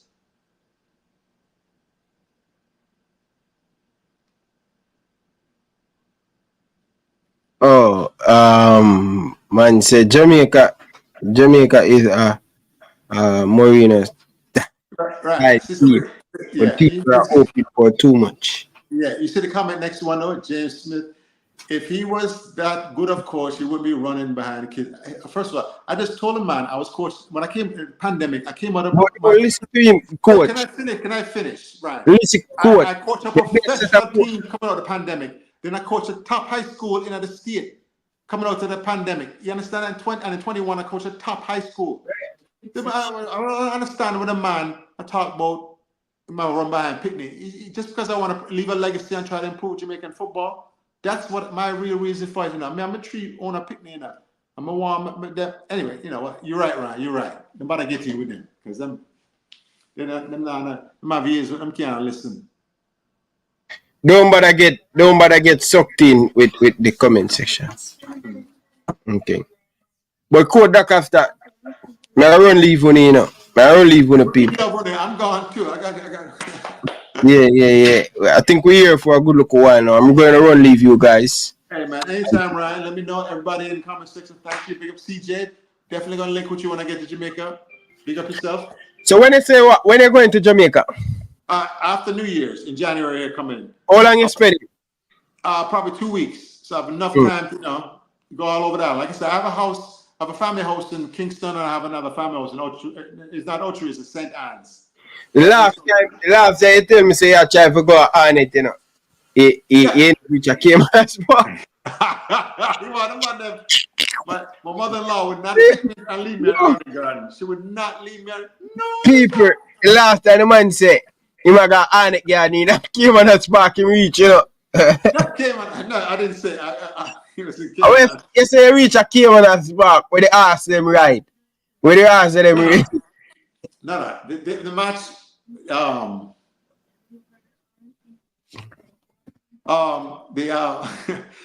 was going to a match. It was at Arnott Garden, right? And apparently, it was in a very rough section of town. I don't know Jamaica, and my mother-in-law refused to take me there. But the one she would take me was not at Caymanas Park, was at the cricket field. What name the cricket field again? Sabina Park. Sabina Park. I got Sabina and Caymanas Park mixed up. So Sabina Park was a double header on Jamaica Premier League and things like that. So anyway. Okay. No man, but Coach Dakas, I appreciate you coming and put in your input. But definitely have to go link up some people for you. Definitely. Hey, definitely. All right, so in January, all right? All right, take care. Sign off. Big up yourself. People that's Coach Dakas and thing. Appreciate